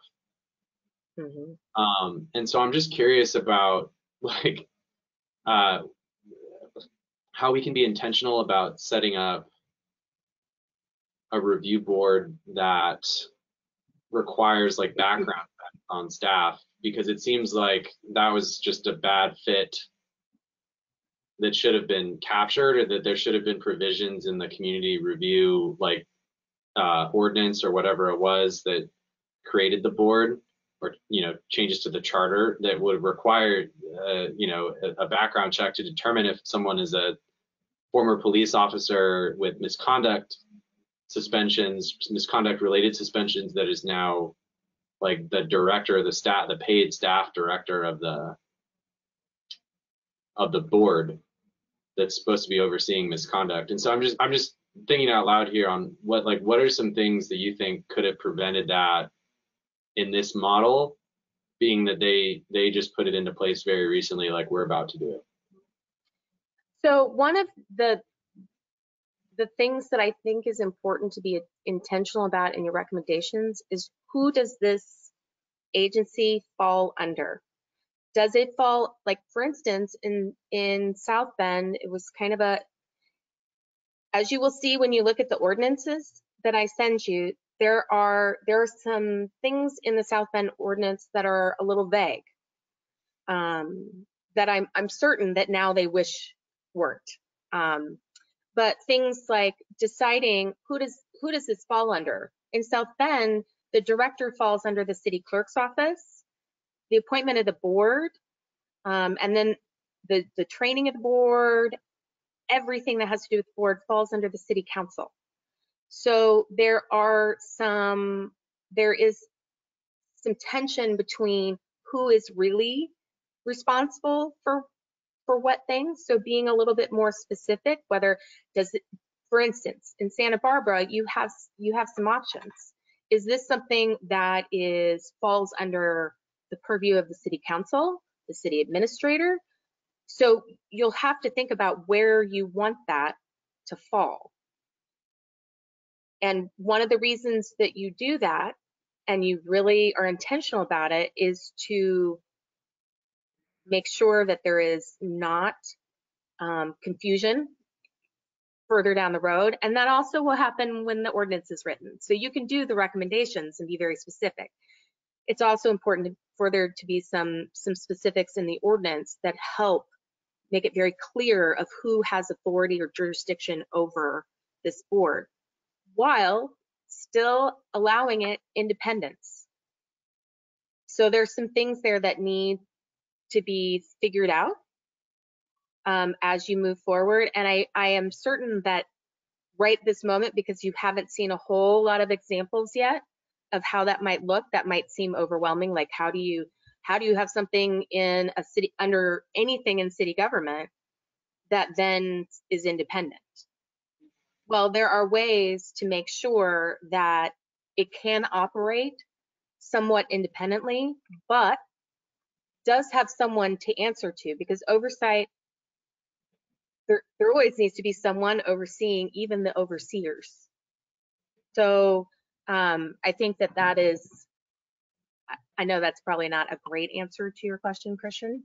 No, I think it's great, and I just want us to be thinking about it too, because, and I think this is a great example, Cami, because it is a relatively new oversight board, and I think it's a great lesson to learn about. You do everything right, but in the execution of there's some things that I think, like you said, they wish they were in the ordinance, and that's what I want to get the answers to before we turn over any recommendations, is to these boards, like, what do you wish you had known before that you know now? Right. And you know, yesterday NACOL had a panel that had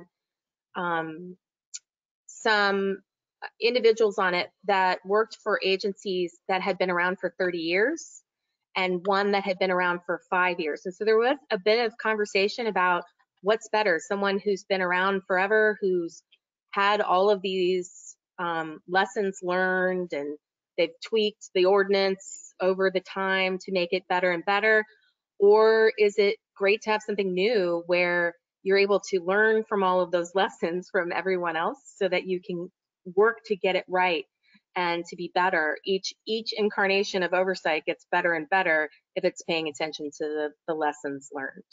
So I think that that's really, really important and a great point. I'm glad you brought that up, Christian. Okay. Yeah. I'm sorry. No, go ahead. I was just going to add, I like the component that they included of mediation and conflict resolution as before becoming a member. I personally was unfamiliar with the whole process until this summer.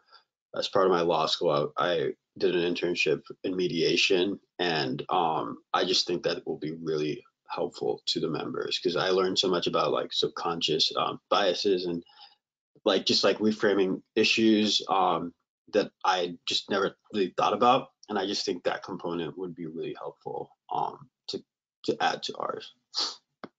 Agreed. I'm actually really excited when we get to the point where we talk about mediation and any recommendations that you might make, because if what you're doing is really trying to also, in addition to having transparency and accountability in law enforcement, is also about building a bridge between the community and law enforcement, mediation is one of the most excellent ways to do that kind of building.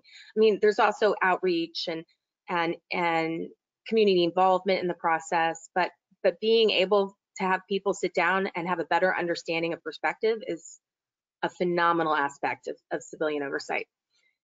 And developing those programs with law enforcement, those mediation programs, also is really helpful, because then everybody has buy-in.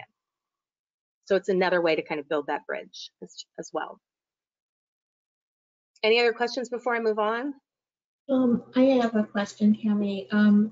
With the, I think you're going to give three samples of these samples that you, or examples that you present. Do they also include other municipalities other than the city police department? Because we have the Harbor Patrol and the airport police. So something that I want to continue to bring up in these conversations is how and when, you know, how do we loop them into this as well? Because I think oversight is needed there as well. So these three do not. They are specifically their municipal police department. But I'm glad that you said that, because there are examples, maybe not of cities your size. Like, for instance, Baltimore has jurisdiction over a very long list of entities. And so we can look at the language that they have and how they've dealt with having that authority as you work through the recommendations. So I will put on my list to also make sure I find that excerpt from their ordinance that can help you with that. Thank you. Absolutely. And I'm writing it down right now so I don't actually forget that. Okay. So let's finish out South Bend. So just some other pieces of information. So they meet no less than bi-monthly. They set their own rules for governance. I will say that in some cases, review boards, agencies are able to set their own rules, and those are the rules. Some have to get approval by city council or common council, depending. It's all about your local process. So that's something that we can, as we get to that point, talk to John and figure out exactly how that would look. They review allegations. They establish the procedure for processing complaints and also complaint intake. That'll be an important part of recommendations. So what that is where can people go to make complaints? Where is the office located? Is it right next to the police department? Is it in a separate location outside of the city government building where everything else is? So there's some considerations there. Also, who can file a complaint? As I mentioned before, is it only the person who's the alleged victim of the misconduct? Is it someone on their behalf? If they're a minor, who can file the complaint? Will you accept anonymous complaints? Like, all of those things are part of the complaint intake and complaint process. Also collecting, tracking, and reporting on complaint statistics. How many are you receiving? What are the dispositions? And I realize that there are a whole lot of privacy issues, which I think we will be learning about down the line, so that you guys have a very good understanding of what personnel information cannot be released. But these are this is just general information. So how many complaints came in, how many were investigated, because sometimes complaints come in and there's not enough information to investigate. So it's important for the public to know that that happens as well. And then dispositions, and whether or not, in some cases, whether or not discipline was issued, what that discipline looked like. So those are all things that you'll need to consider within the context of personnel issues and your ability to disclose certain information. In South Bend, yeah. Is there another slide, or are we still on the training slide? Oh, I'm really sorry. No worries. I'm looking at my notes, and then I stopped and looked at all of you, and I forgot to advance the slide. Actually, that's where we are. Powers and duties. I apologize. No worries.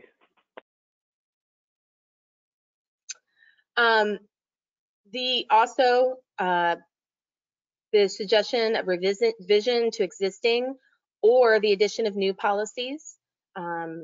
There is a whole lot in the South Bend ordinance that talks about the necessity for community outreach and what that should look like. When needed, they provide policy suggestions to the Common Council, the mayor, and the Board of Public Safety. And they can recommend additional investigation of complaints when they have reviewed a complaint that they do not feel is adequate. So they are actually, South Bend, and later we'll talk about Madison, share this, that they have a process that once the investigation comes back from an internal affairs, they'll review it. If they feel that there was an inadequate investigation done, or they have additional questions, they can send it back for additional investigation. If they feel like that investigation is still inadequate, they do have the ability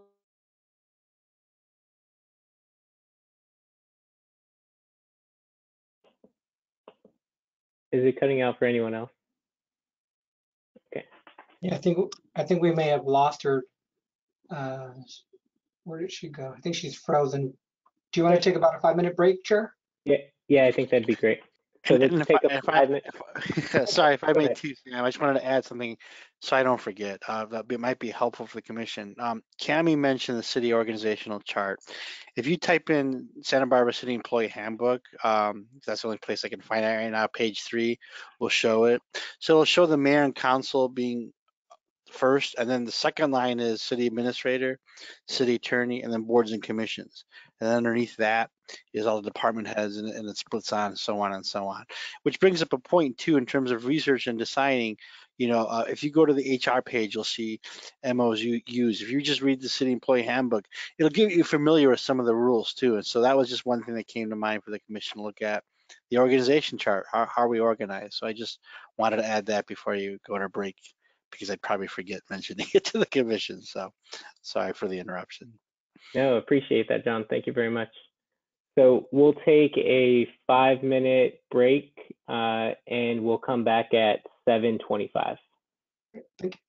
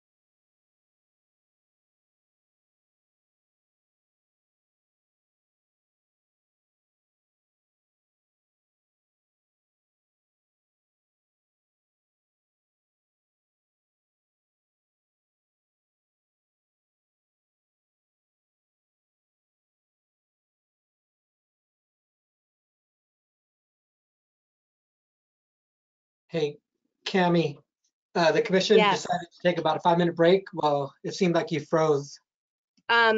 Yes, I had the blue screen of death with a very big sad face on it. So yes. So they're gonna be back in like 4 minutes. So if you want to just, Okay, perfect. I'll make you a presenter again if you want to find your page. Okay, great. Thank you.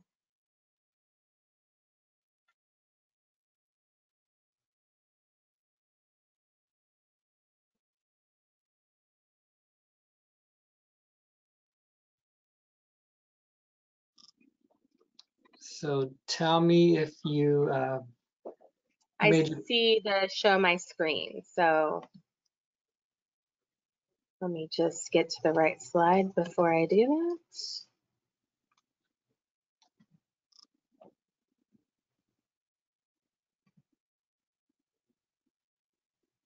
that. Okay. Thank you for making that easy. See you in a few minutes. Okay, thanks.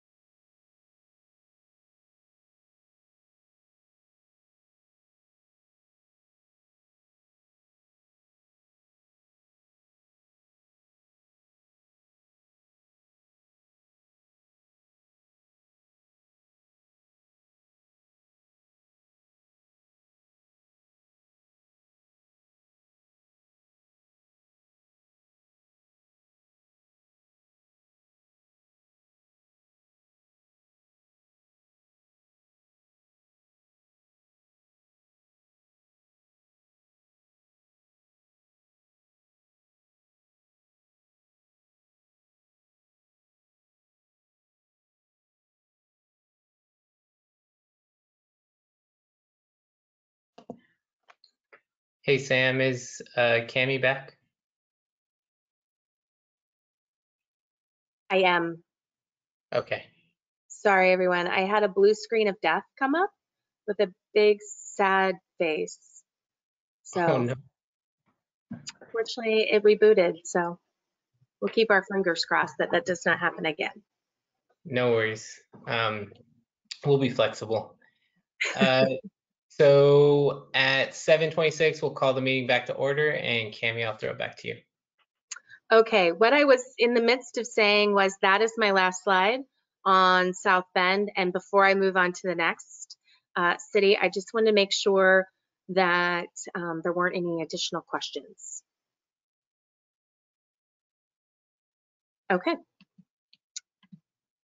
So the next city is Berkeley. So I did want to choose one that was in California. I think it'll be good to look at their ordinance because they're dealing with the same laws that you are in many respects. I will say that Berkeley they do have an independent investigative component. That is something that you have not shown. That's not what you're looking at. But there are pieces of it like board composition, community outreach mandates, things of that nature that I think will be very important and helpful to you as you move forward. So I wanted to also include that. So they kind of are like the model you were talking about, but on steroids. So, and I will say, so Berkeley is one of the older agencies in the country. They were formed in 1973 through voter referendum, which makes them special because that was the first time that it happened. And through a measure that was passed last November, they have upped their game a bit. They now have additional authorities that they did not before. So I think they're also a lesson in that you can form an oversight commission and as time or oversight entity, and as time goes on, those ordinances can be revised to better handle the needs that then you realize come about as time goes on. So this is not a one and done. There can be changes that are made down the line, but it's also really important to try and it is nice to do it right, or as right as you can, given the current set of circumstances. So I don't want to discourage you from, fighting for the things that you think are really important, but also know that there is always that chance down the line to make additional authorities possible, tweak things here and there. So keep that in the back of your mind. So the Berkeley model has two components. It has the Police Accountability Board and the Director of Police Accountability.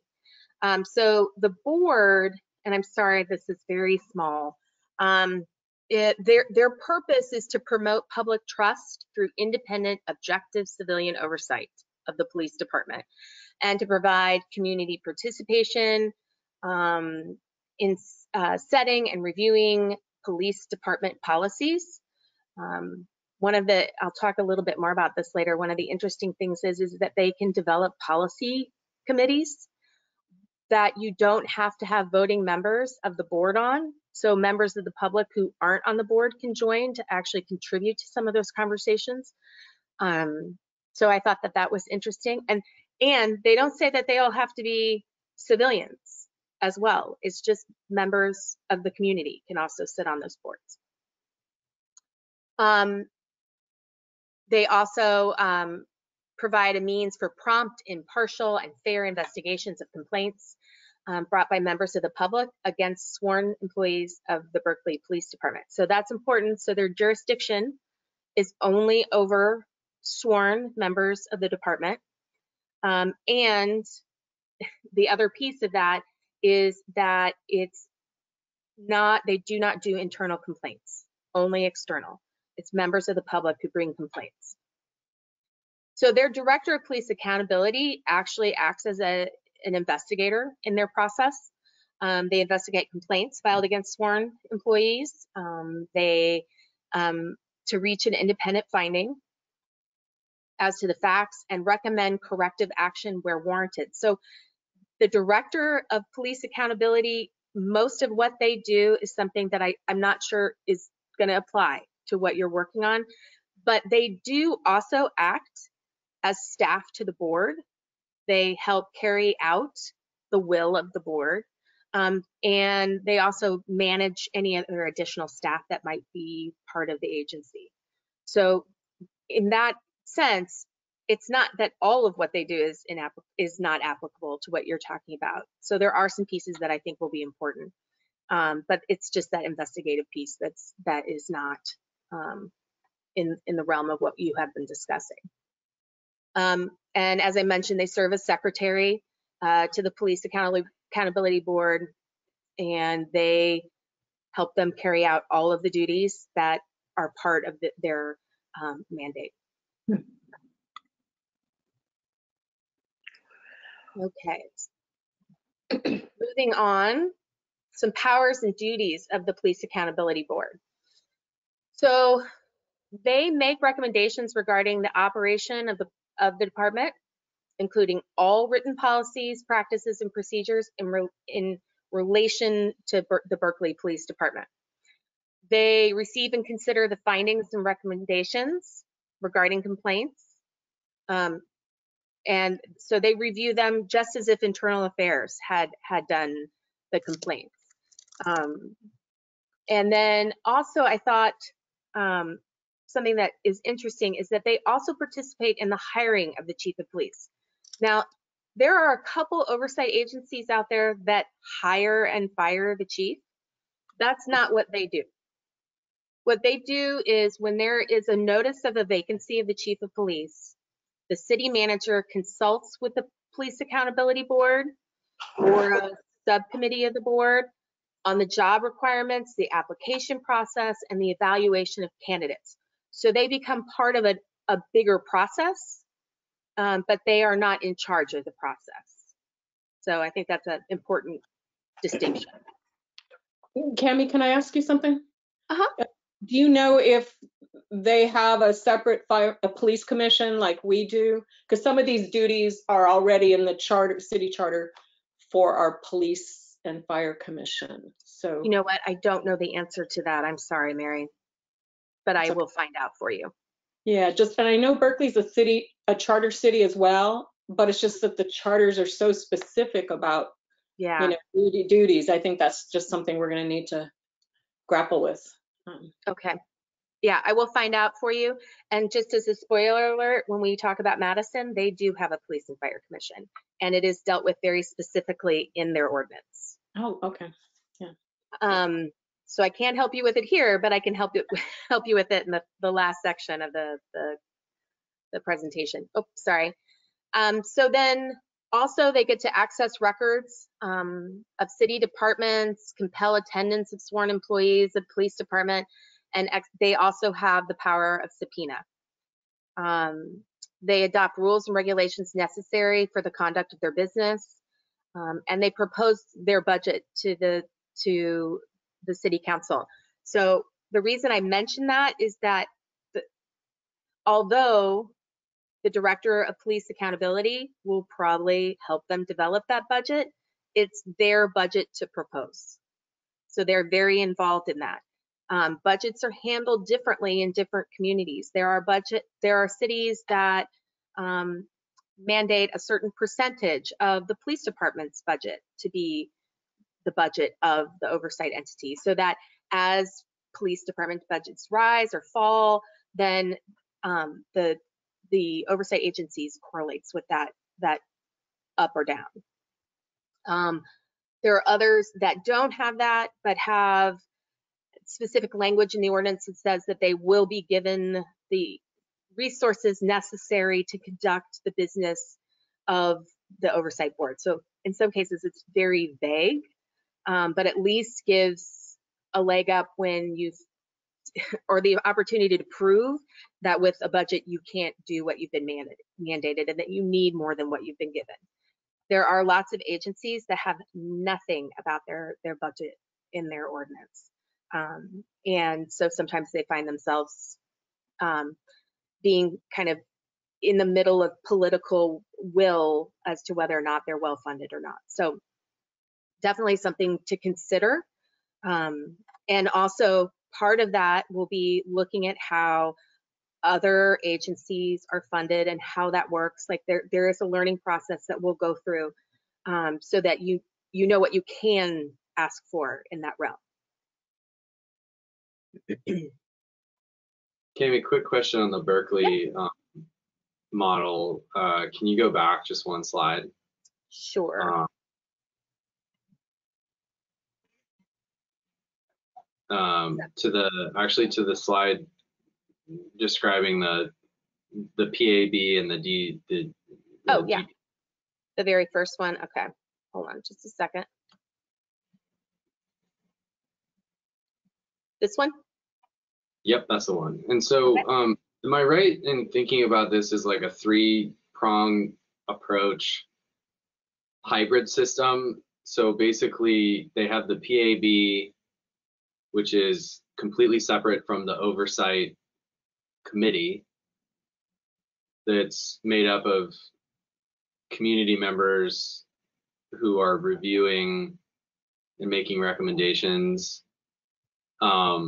And then there is an oversight board with a dedicated staff member, and that's what the DPA is. Or am I right in thinking that's like 3-pronged, or is it really just 2, where it's like the oversight committee with their staff person and then the PAB? It's really just the 2. So the police accountability board is the board or commission. They can occasionally, when they're looking, that there is a piece in their language that stipulates that they can form policy review committees. Like, so for instance, if they want to review, which actually they're getting ready to do, use of force policies, then they can bring in other people from the community or experts to be part of that. So you don't have to be a member of the PAB to be part of those review committees, but for the most part, this is just the PAB and the Director of Police Accountability, who also staffs the PAB. Thank you for clarifying. Absolutely. Okay, so composition and selection. So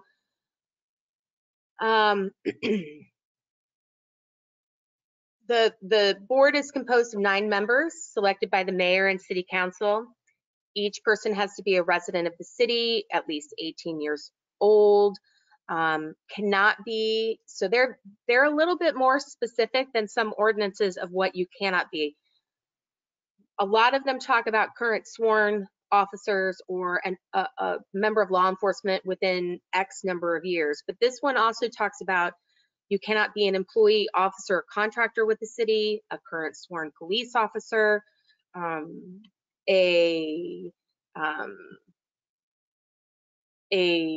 official representative of an employee association representing sworn officers. So they're fairly specific. Oops, sorry, I didn't mean to switch that yet. So fairly specific about what you cannot be to be a member of this board. Each individual nominee has to be approved by a majority vote of the city council. And actually, let me go up one bullet point under the section of each member of the board must, and they are very specific in the language that they must be fair-minded and objective with a demonstrated commitment to community service. Now, that can be interpreted there's lots of things in there that might depend on one's definition, but the fact that they've put it in there, I think is fairly significant. So that's also something to consider, is language about how you talk about how you get the type of people that you want for a board like this. You want people to be fair-minded and objective, but also have a commitment to community. So I liked that language in there, and I wanted to make sure you guys were able to see that. Also, city council needs part of their mandate is to establish a board that is broadly inclusive and reflective of race, ethnicity, age, gender identity, sexual orientation, economic status, neighborhoods, and various communities of interest in the city. And to that end, they have to solicit applications for the position of board members. They need to reach out to civic, community, and civil rights organizations, among others. So part of their mandate is to make sure that it is a board that represents a very broad piece of the community. One thing that's really important about this is that this language doesn't talk about specific numbers of how many people from this group or another group. They have put it in that it needs to be broadly inclusive of the following. That will be in stark contrast to the Madison ordinance when we look at their composition. So it's one of the things that you need to start considering is, do you want to be broad or do you want to be more specific? So keep that in mind. Cami, I just have a quick comment / question, and maybe John Doimus can respond, but I'm wondering if this is because in California we had Prop 209 that prohibited specifying race or, really anything. So, John, is that still the case? That's a good question. I don't know. I'll have to look at it. I knew a law that was passed 2 years ago that I think in effect has to be implemented in 2030. I'll go offline fine for a second, but it talks about the composition of a commission, and it can't be dominated by one gender.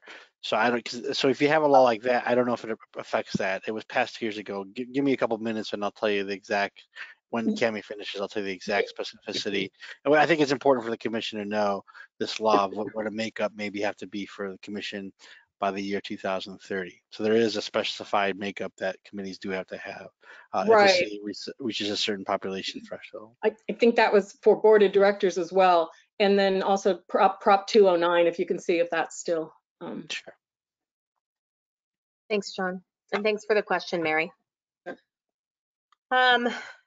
I think it's also worth mentioning that they list desirable qualities of board members, like familiarity with human resources, law, police procedures, police oversight, or involvement in civil rights or community organizations. They also, in the case of Berkeley, that all appointees are subject to a background check before final appointment. That is not always the case. In cities, board member terms end 4 years after appointment or upon the expiration of the nominating city council member's term, whatever is first. And board members are limited to serving 8 consecutive years. But they can be reappointed after a break of 2 years, of at least 2 years. There's also very specific language about avoiding conflicts of interest and bias. And then there's some things when you get in there, I think that will be of interest. Board members have to be subject to the requirements of the California Political Reform Act and other state and local conflict of interest codes. So that is important in the sense that even if you're sitting there going, I don't know what the California Political Reform Act is. The important part is that they have made sure that those things that are applicable are in the language so that they can make sure that is a consideration as this is happening. And having more of that in there is how you keep from coming to a point of like a South Bend where you get to a point where you're like, well, that's a lesson learned. We should have had language that maybe was more specific in this spot. So making sure that things that are specific to the composition and selection of board members, any laws that are on the books need to be part of this.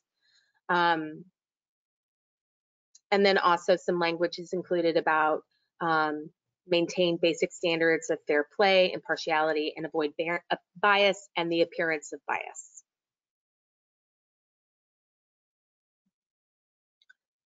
So the training for Berkeley So each board member has to receive 40 hours of training. And I will mention, I don't think I included this on the slides, but the Director of Police Accountability receives the same training. They have to, I think they both have, both parts of the oversight entity have 6 months to complete the training, and includes quasi-judicial duties and obligations of the board, constitutional rights and civil liberties, fundamentals of procedure, evidence, and due process, public safety officers, procedural bill of rights, very important police department operations, policies, practices, and procedures, and then duties, responsibilities, and procedures and requirements associated with all ranks and assignments. So there is a lot there that is expected for people to know. However, having that type of information is one of the things that helps people who might be leery of a civilian oversight process, because I can tell you, and I know you've probably all heard it, there are those out there that the first argument they make is, well, how can someone who doesn't do my job tell me how to do my job? And well, I mean, first of all, there are lots of professions where there are those outside of the profession that provide oversight. But I do think that part of the process has to be that board members are willing and able to gain the knowledge they need to have an understanding of policies and procedures, the work that's being done on a daily basis, how the chain of command works. So I think that that is really an important aspect of the training, and it does provide a lot of comfort to those who are going to be overseen that that step is being taken. The interesting thing about Berkeley is the Director of Police Accountability is the one who develops the training that's going to be provided to board members. That doesn't mean they're delivering all the training. That means that they're arranging it and developing the different things that will be taught. That also specifies that the chief and a representative from the police association gets to have input on the training to the board members and have the ability to attend all of the training provided. So also, all board members serve at the pleasure of the city council in Berkeley and can be removed by a 2/3 vote of the city council, including but not limited to misconduct or violations of federal confidentiality laws.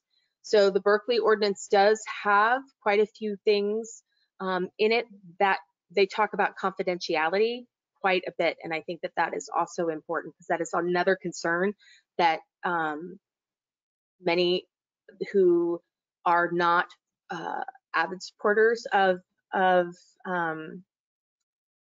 oversight have concerns about confidentiality. And so making sure, first of all, that that's part of the training that is done, but also that there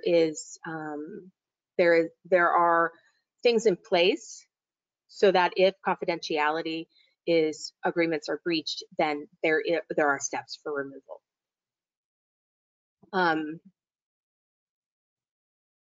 The board also establishes, I mentioned this before, they establish their policy subcommittees. They can include the non-voting members of the public. But members of the public who are appointed to the subcommittee only serve in an advisory capacity, and they are not compensated. And so they don't have a final vote on the policies. So they're just there to be a part of the process and help develop the policies and the recommendations. I think it's also probably goes without saying that if they bring in members of the public to serve on those committees, the members of the public do not have any access to confidential personnel file information or any confidential information. So very briefly about the Director of Police Accountability. So the City Council actually hires the Director of Police Accountability, and does so from a pool of candidates. I believe it's 3 that are provided or proposed by the city manager. The Police Accountability Board can recommend removal for cause, the Director of Police Accountability to the City Council, but the City Council can only remove the Director of Police Accountability by a 2/3 vote, either on its own motion or based on the recommendations of the Police Accountability Board. So let's see. So also, they carry out, as we mentioned before, they carry out the day-to-day work of the board. They receive the same training as the board. And also, they are tasked with meeting with the stakeholders to solicit input regarding the work of both themselves and the Police Accountability Board.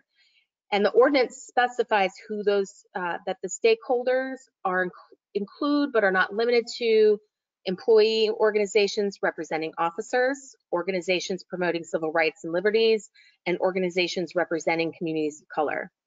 So they are, the board also does community outreach, but they are very specific that the Director of Police Accountability must have these meetings with stakeholders, and it's very much more specific about what stakeholders need to be included.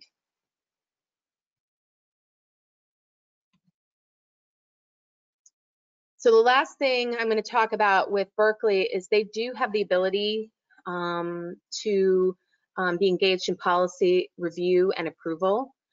So the chief has to submit all newly adopted departmental policies and revisions to the board within 30 days of implementation. I think that's interesting because in some cases, the policies need to be sent to a board if they have this authority prior to implementation. But they also, there's a lot of time limits involved. They give this to the board. They're able to give their feedback. If they have any issues, they have to submit them, I believe, within 30 to 60 days.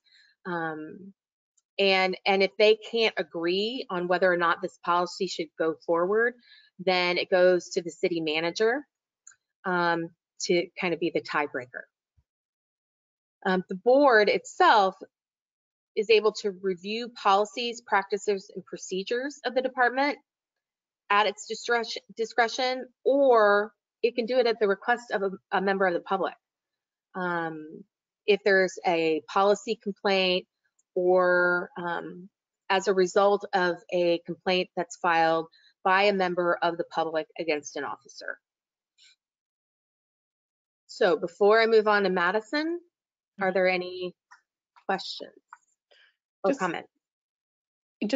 Is there an investigative role either in the board reviewing police department investigations or initiating, or is it solely related to complaints from the public?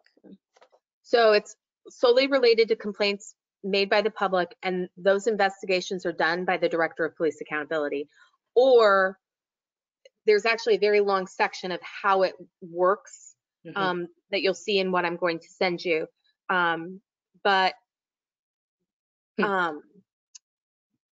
they do the investigations. There can occasionally, there's a lot to do with who the complaint is filed with, whether it's filed with the department or with the board itself. And there's a nice little kind of flow chart to be made there of if it's filed here, this is how the investigation will go, and if it's filed here, this is where it will go. So I left that out because I intentionally did not want to confuse you because they do all of the investigations in-house. But there is a lot more information in the documents I'm going to send you about that specifically. Cami, if I may too, just answer the 2 questions. And it relates to at least one of the issues talked about tonight was in terms of how boards are selected. So first of all, Proposition 209, Mary, which you're talking, Commissioner O'Gorman, you were talking about, which was passed in '96, wouldn't affect boards or commissions. It deals with public contracting and public employment, but not commissions. And that's why AB 931 was passed in 2019. AB 931 it deals with cities with a population over 50,000, which would include Santa Barbara, and requires that local boards and commissions with 5 or more members have both genders represented, with no gender representing more than 60% of the membership. And this law also prohibits local boards and commissions with 4 or few members from being comprised exclusively of people with the same gender identity. So something in the future that is automatic and required of all our boards and commissions because we meet the criteria of over 50,000 people. So just wanted to point that out. Thank you. Thank you, John.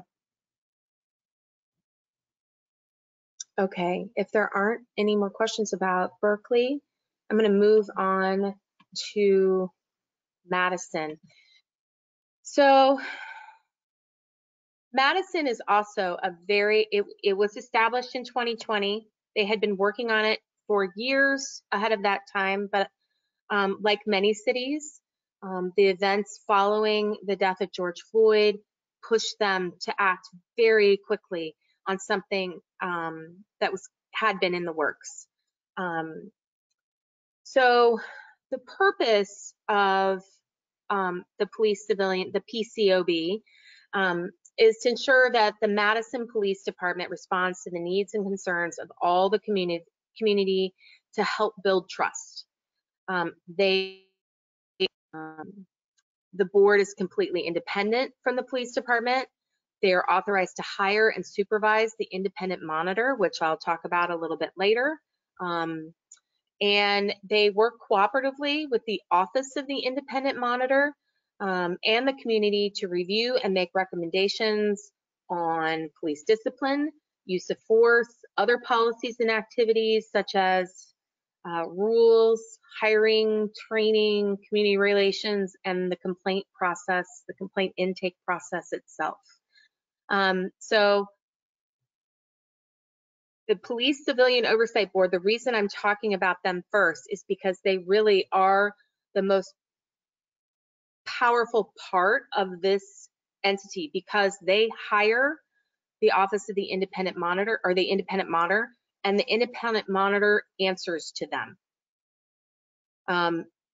So keep that all in mind as I continue to tell you more about their board.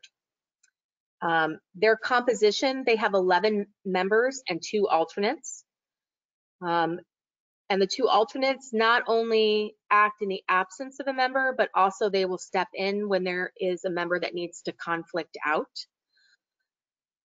And then they are, as I mentioned before, they are much more specific about their composition. 25 to 40% of the board must have lived experience with homelessness, substance abuse, mental health, and/or have arrest conviction records. Must include one of the following: African American, Asian, Latinx, Native American, and LGBTQ. At least one member who is affiliated with an organization in the field of mental health, youth advocacy.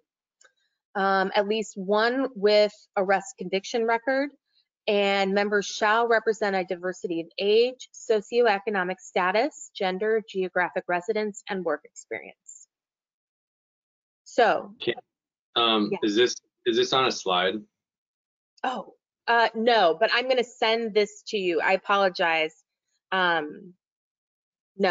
I'm going to highlight it in the document that I send you. And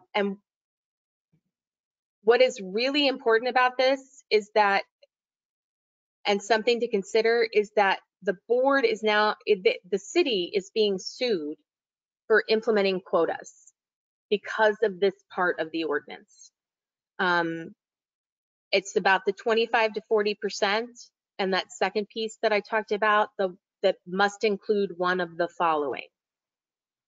And so that we may not know for a very long time what the outcome of that lawsuit is, but I do think it's important to consider that as you're making your recommendations. sometimes in an effort to make an oversight agency incredibly strong, to be very inclusive, the language is not considered. What I want to help avoid is to have this be as inclusive and as powerful of an entity as possible, but that you don't have something that doesn't get to operate for years because it's involved in lawsuits. Now, the good news is that this lawsuit has not yet stopped their work. They're still moving forward. But it may change the makeup of their board at some point. It may cause a stoppage to the work at some point. We just don't know. But I feel like it's my duty to let you know that some things like that happen. And so you should consider some of the things that you implement might need to be well thought out so they do not cause a problem down the line.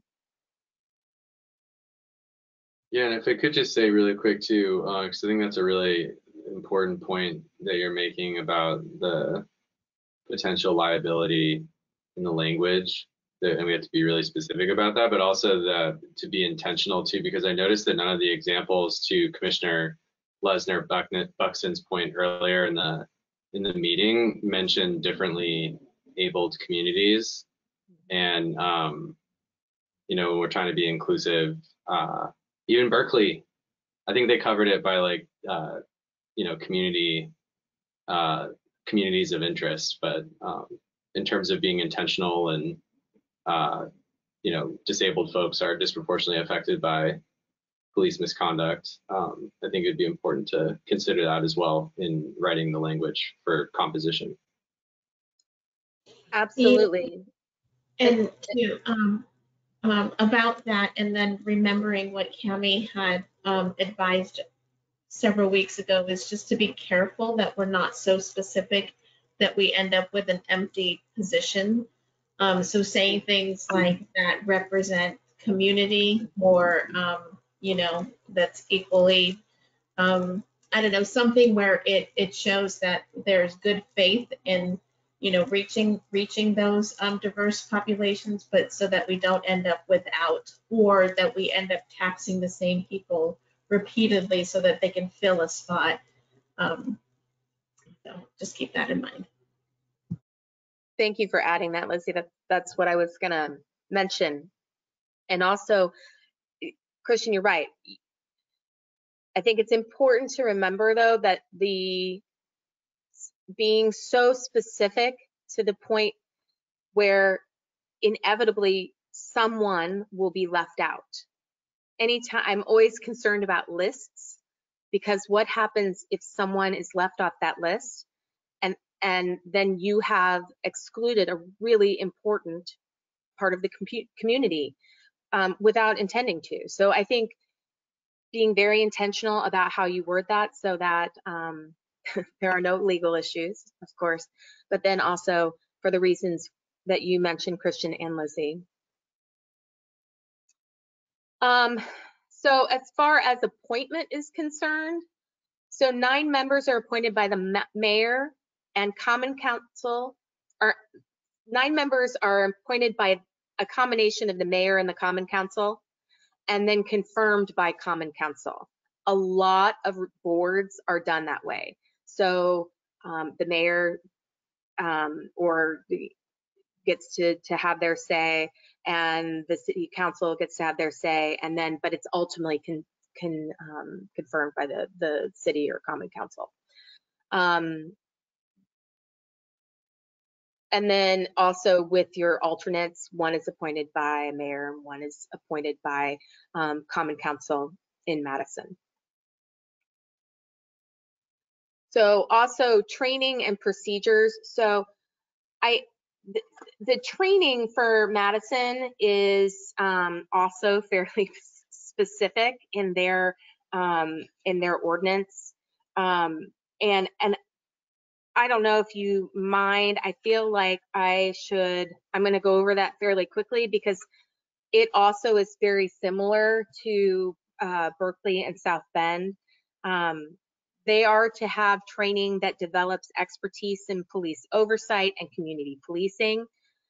They get training on governance or governing governance, broad range of police practices and procedures, including use of force, dealing with those in mental health crisis, problem-oriented policing, cultural awareness, racial equity, civil rights, complaint process, investigative procedures, confidentiality requirements. And then they also are to have training in ethics and public record requirements and public meeting laws. So I think very similar to the other two. I think that also is a place where you can be somewhat specific, but leave yourself some openings so that there can be some additional training. I do think that ride-alongs are also a good add to the training requirements. When I was on the Indianapolis Review Board, we were required to do 16 hours of training or of ride-alongs a year, which allowed conversations with officers. It allowed me to see the policies and procedures that I knew actually in the real world. And it also allowed officers to see that we were just community members trying to make police more accountable and transparent, but also help them do their job as well by building trust with the community. So that it definitely was a win-win. So that is something also that gets added to the training requirements often. Also procedures. So there are a lot of procedures that the PCOB goes through because they are kind of in charge of the whole process.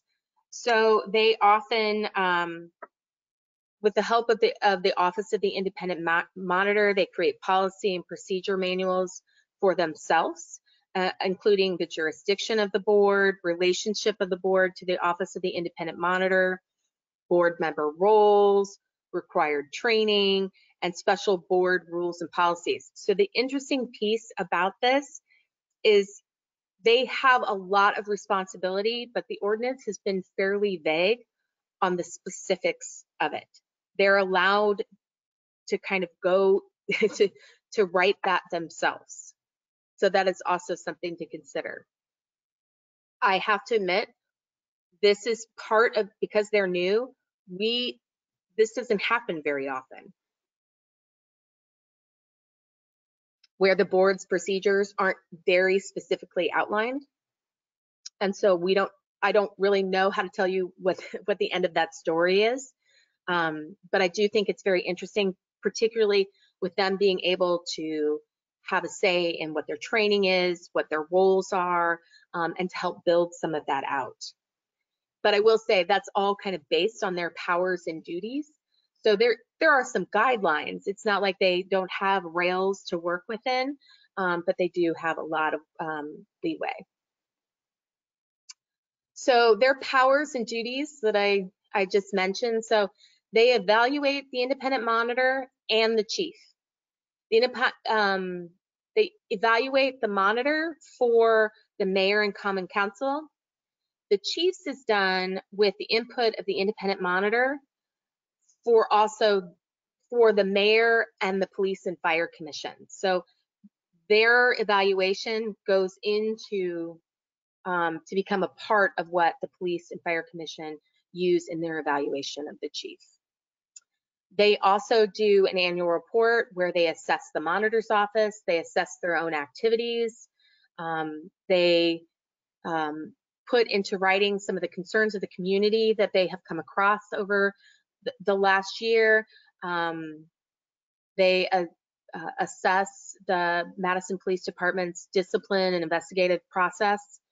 They make recommendations to improve community relations between the Madison Police Department and the community. And this is where they often make their recommendations for any changes to rules, policies, procedures, or training. They also have subpoena power to the extent permitted by law, which is, I think probably the best way to handle that is to send you some specific information on all 3 states so that you have a better understanding of what I mean in each case of permitted by law, rather than going through all of that now.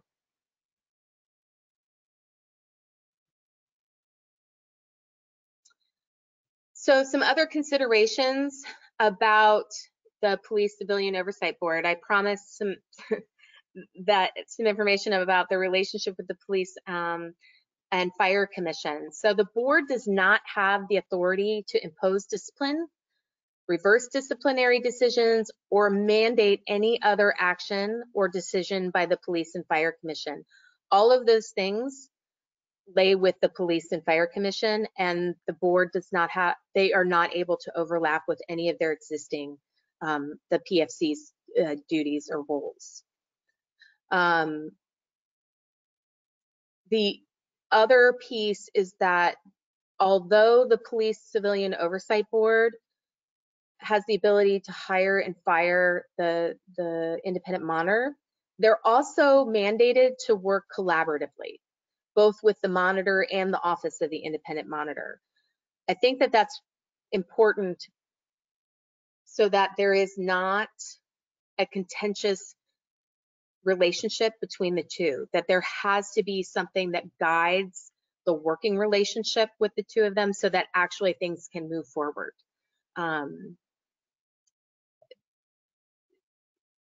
I think sometimes when there is, in some cities we have seen where from the get-go, the board and the head of an agency, whether it's a monitor or an executive director, can be at such odds that none of the rest of the work is getting done. And so I think that that's something to really consider about how that relationship is set up. And I'm sorry, so that's the review board that has that sole authority, or that's the council? To hire and fire? Yeah. So they have the, yes, it's the board. Now, there's also provisions in the ordinance for the process for firing, and what that looks like. But they actually are in the process of hiring their monitor right now. They were charged with coming up with the job description. They will be interviewing the applicants. Like, they are from start to finish handling that process.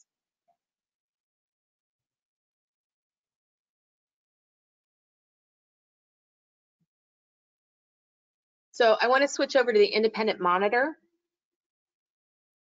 to talk about, I'm sorry, maybe I skipped ahead too much.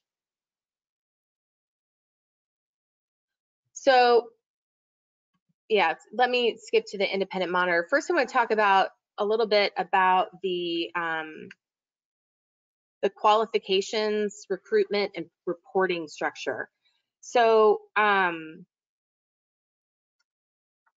one of the things that the ordinance lies out is that they must be, they talk about that they have to have extensive knowledge of policing, best practices in policing, civil rights, and equity.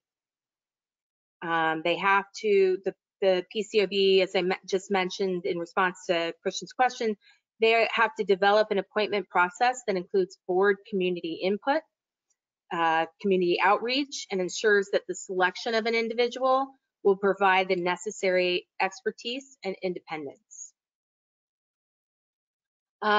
The reporting structure, as I mentioned before, the independent monitor reports to the board. They also occasionally they provide reports to the mayor or city council, but their ultimate report is the board itself. So as far as policies and duties are concerned. So the theory is that if there's a consistent and transparent investigation and discipline process, that it will deter officers from engaging in misconduct. So one of the things that independent monitors do is that they monitor the investigation process and the discipline process to see if it is consistent and transparent. In doing that, they also are looking at programs, activities, and use of force incidents. One of the most important parts, as we've mentioned previously about the auditor monitor role, is the robust reporting system and their ability to get that information out into the public, which brings a tremendous amount of transparency to an otherwise opaque process. Also getting policy recommendations out there. One of the things in Madison that the monitor also does is they create a support system for receiving and processing complaints. So while the board has a lot to do with creating what the intake process will look like and the processing of complaints, the independent monitor's role in that is developing the support system to make that work. The monitor also does community outreach. They staff the Police Civilian Oversight Board. They hire the office of the independent monitor staff. They also can access records and retain independent legal counsel. Now, I will say, I believe all three of these models rely on the city attorney, unless there is a conflict and they have the ability to hire outside legal counsel if necessary.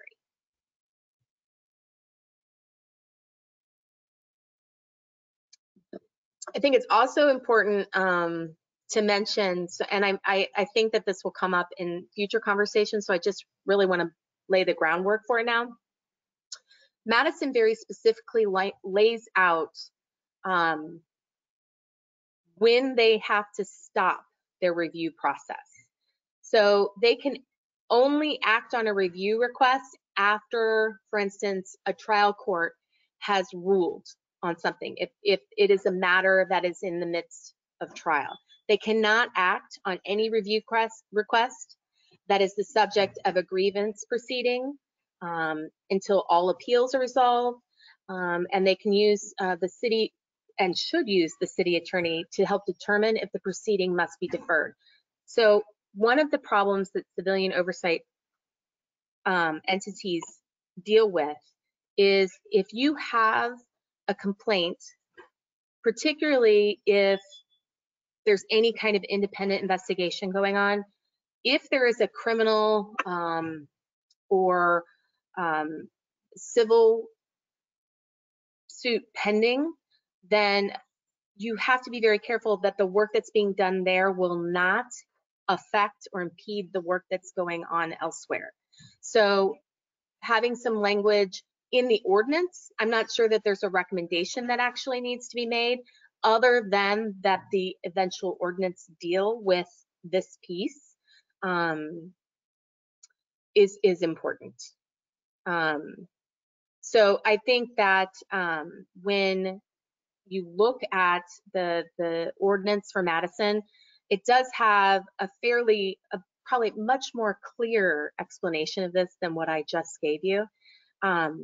And I would suggest that you look at it just so you have an idea of how cities handle or have handled that type of issue in the complaint and investigation and review process.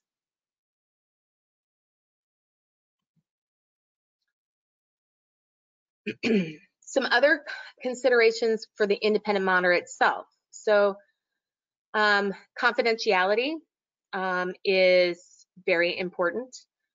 They need to maintain the same level of respect for confidentiality that the board is asked to make or is held to. And then also relationship with the Madison Police Department. So the relationship of the independent monitor is they must rely on the police department to provide information. And so having a relationship with them that allows that transfer of information is necessary. A contentious relationship means work is not going to be able to be done. But at the same time, it's very important to have a level of independence so that it is not seen that monitor and police department are working together. So that is also a very important consideration. So, and maybe Mr. Doimus can answer this with regard to POBRA. There are specific like compliance requirements related to POBRA around confidentiality and that kind of stuff as well, right? That we would have to comply with as a matter of the ordinance language. And yes, there would be, eventually when we get to it, there would be issues under POBRA as well as the Penal Code 832.7 in terms of confidentiality, et cetera. So it'd be something we would work out for sure.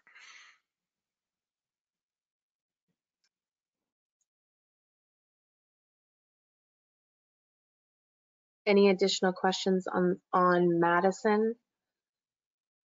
And please know that once I have sent this information, I can see that I can tell by looking at all of you that I have perhaps overwhelmed with information this evening. But as always, please know that when you have this in front of you and you start to read through them or skim them or however you're going to approach them, know that you can email me as many little specific questions as you want. I'm happy to get on the phone with you and explain different aspects of it. So definitely, and also you asking those questions, there are probably more than one of you who might have those questions, and that also gives me a good indication of what we need to go over. So this is just a starting point. We'll talk about it a little bit more in future agenda items, but my intention is to focus specifically on the review piece at our next meeting. And I would like to send you some information ahead of that meeting. Yes. So that we can look a little bit more at the questions you have rather than me just talking and talking and talking to you. And then I also think we can kind of dive into, you'll notice in all of these ordinances, there are very specific, it's a formula. There's a purpose, there are powers and duties, there's jurisdiction, there's composition, and we can look at those things specifically and start talking about what are those things that are important to you as commissioners as you're forming the recommendations. So we can start getting a little bit more specific about Santa Barbara rather than the other cities.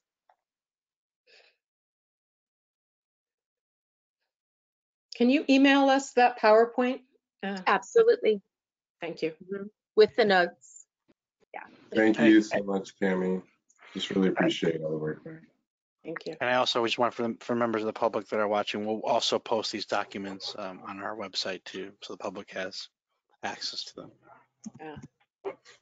Very helpful. I appreciate your work in preparing all of this. This is so helpful, and it answers some questions I didn't even know I had. So I really appreciate it, and I feel like it's starting to lead us into some of those really important details that we want to add in.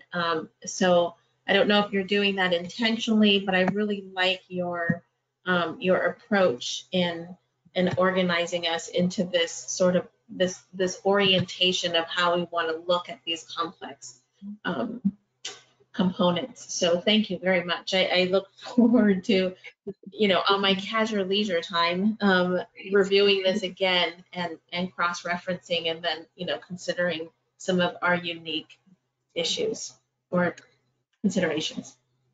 And Lizzie, that makes me think of two more things. First of all, I think that I'm sending this to the Marketing and Education Committee, but I think all of you would benefit from some examples of other recommendations that commissions like yours have made, so that you can start to have a visualization of format of items considered, I think that that may also further help help as we get into the next conversation.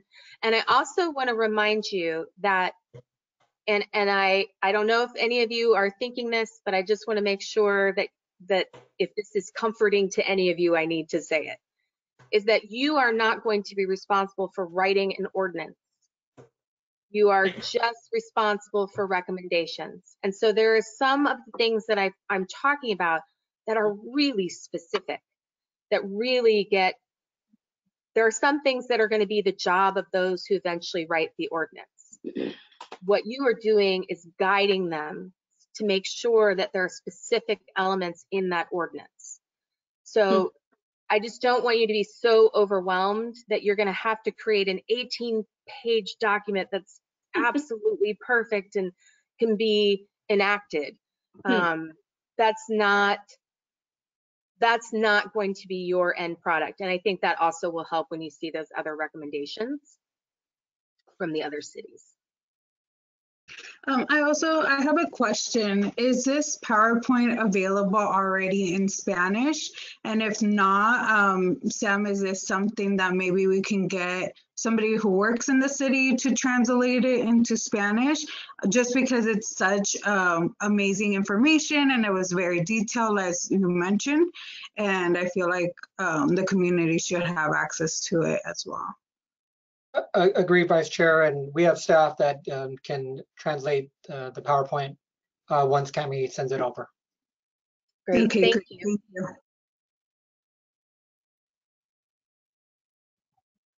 Okay, if there are not any more questions or comments, I'll turn it back over to you, Gabe, for public comment. Perfect. Thank you so much, Cami. That was amazing. And Sam, if you could open up public comment and see if we have anyone here who wants to comment on the presentation and discussion.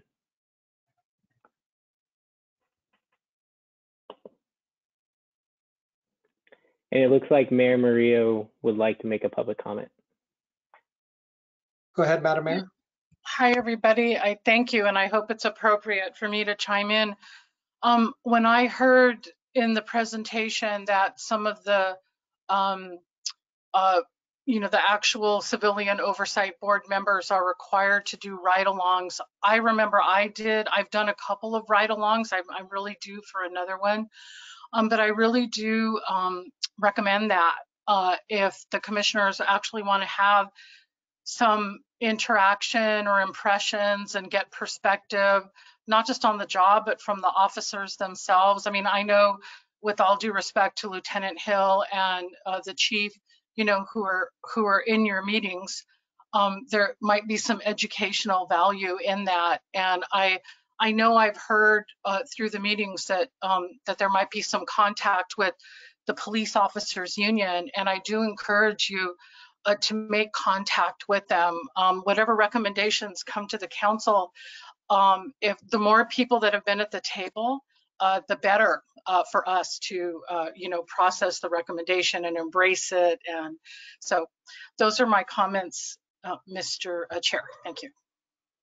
Thank you, Madam Mayor. And it looks like Chief Melekian would also like to make a public comment. Yeah, thank you, Commissioner. I just wanted to follow up on the mayor's suggestion about ride-alongs. That issue has been raised and we're open to it. We've sort of held off. We were going to do it. We held off because of the COVID restrictions and protocols that are in place. But my hope is in the next 30 to 60 days that that'll be lifted. And we're very open to that. Thank you, Chief Melekian.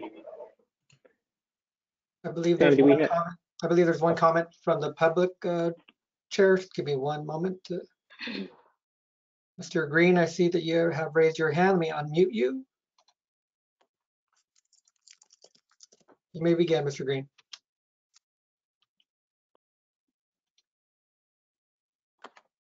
Mr. Green, would you like to speak?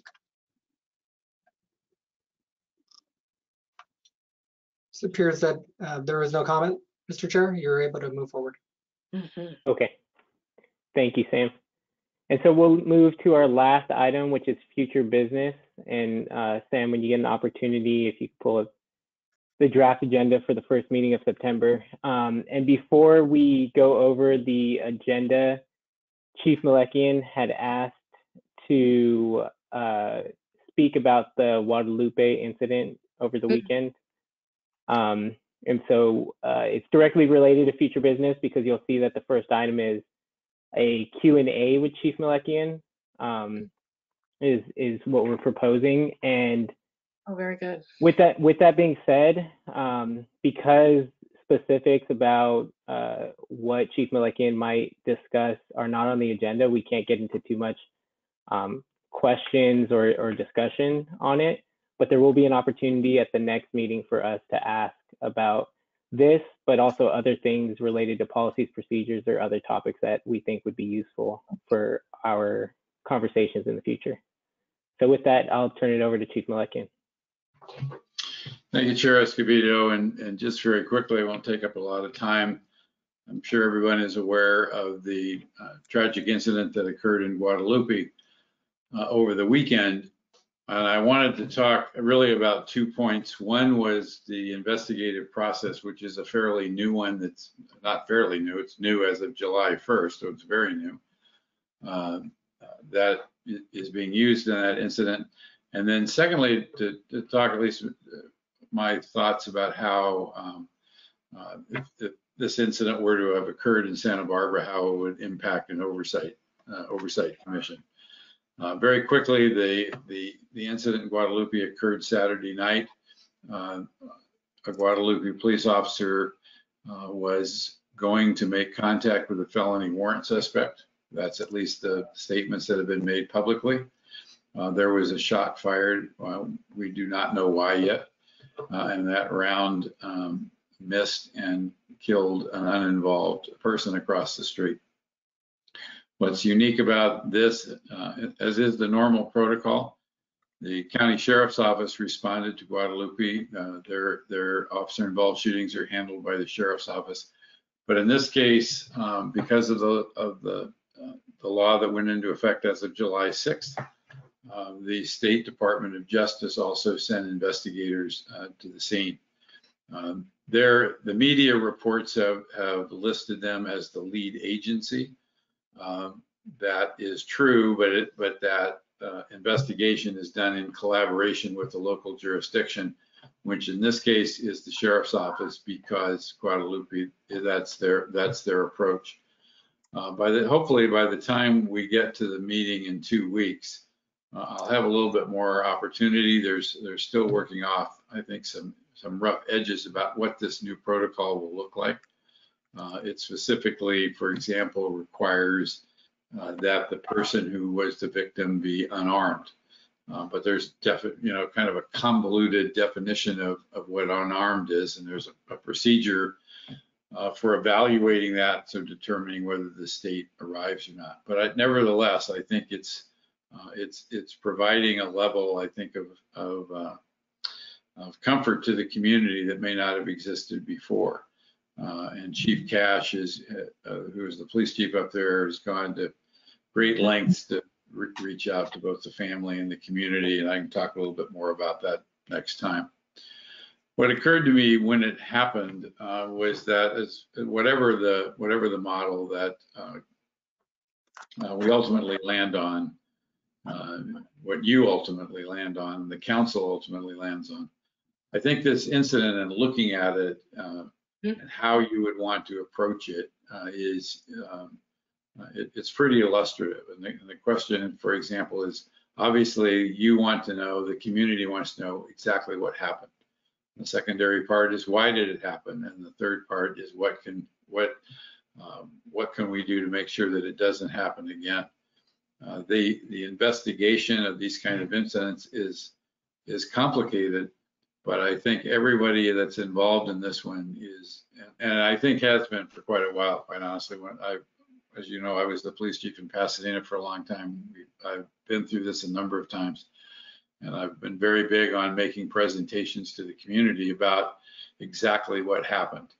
By coincidence, we've been working internally in the police department for several weeks now on designing what our community advisement protocol, what our information release protocol was going to be in the event that we had an incident like this. And so I think we're all going to learn some lessons from this. But I think I would just throw this out as an opportunity as you're considering what you want this oversight body to look like, what you would want them to do in this case. And I'm certainly going to be prepared in a couple of weeks to answer a lot more detailed questions than I can do tonight. So thank you. Thank you. Thank you, Chief Melekian. Really appreciate it. And so in front of us, we have a draft agenda for the September 8th meeting, which would begin with a Q&A with Chief Melekian. It'd be followed by a presentation on legal and policy considerations for the development of the review board, and this would be given by John Doimus. So this would be letting us know kind of what sort of policies or state or local laws that we need to know that will provide a good context for the last item of the day, which would be the discussion on review board authorities and procedures. And that's going to be really getting into the specific details that Cammie referenced earlier as it pertains to our review board and our hybrid model. And then, of course, finishing with future business, which would be similar to this item. We can't discuss any given topic, but is there anything, any feedback on this agenda? Mary? Just, I think it looks really good. I think it addresses, some of the concerns I've had, and I know there can't be feedback. One thing, that would be helpful when Chief Melekian comes back is, breaking down an incident such as that one, that there may be aspects of it that a review board would look at versus aspects that have to go to the DOJ. So kind of distinguishing that. And then on the legal and policy considerations, because one of the things I was going to bring up is the employee rights. So looking at the agreements, both with Police Officer Association and also 620, which deals with the non-sworn staff and any issues that could arise based on the current agreements with those unions. So perfect. Thank you, Mary. I really appreciate that. Rachel? Yeah, I just wanted to ask, since the survey meeting or survey committee has at least one meeting with a potential consultant, should there be space on this agenda for a potential conversation about that? Because there might be movement on a consultant at that point. Yeah, good point. We'll have until 72 hours before to add it to this draft agenda. And I imagine we might be able to put it maybe in the administrative agenda if it's going to be briefer. But yeah, okay. We'll definitely stay in contact, and if we need to add it, we can. Perfect, thanks. Lizzie? Just repeating, I love having the chief for a Q&A, but we also have 2 other municipalities that are not included in that. So I want to make sure that we continue to remember that we have the Harbor Patrol that also acts as law enforcement, and the police, the airport police. So if we can include them or invite them for Q&A as well, or have some sort of if they are not able to come, maybe have some sort of discussion of parallel policies or differences. Perfect. We can definitely work on that. Rick?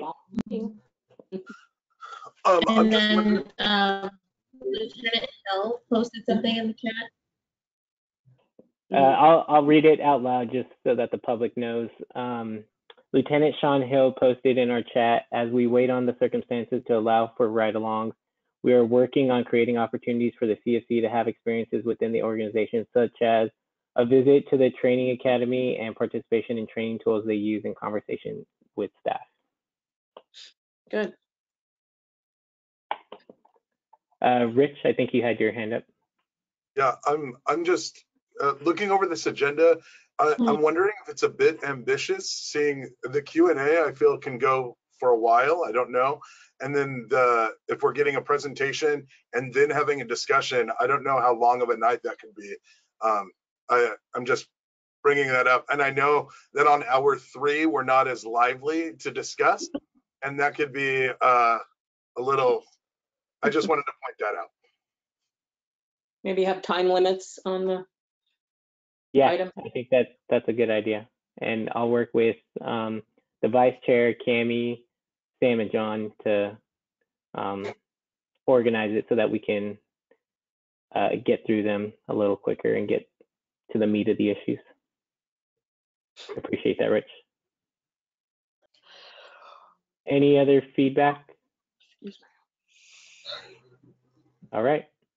Not seeing any. Oh, Louisa? Oh. Everybody's just yawning. Yeah. No worries. Sam, can you see if anyone has public comment for this item before we adjourn? Does anybody have any public, if anybody has any public comment related to the future business item, please raise your hand. I think I see one hand, Mr. Chair. Give me 1 second. Mr. Green, if you'd like to comment, please unmute yourself. Mr. Green, if you'd like to speak, go ahead. Mr. Green, if you'd like to speak, go ahead.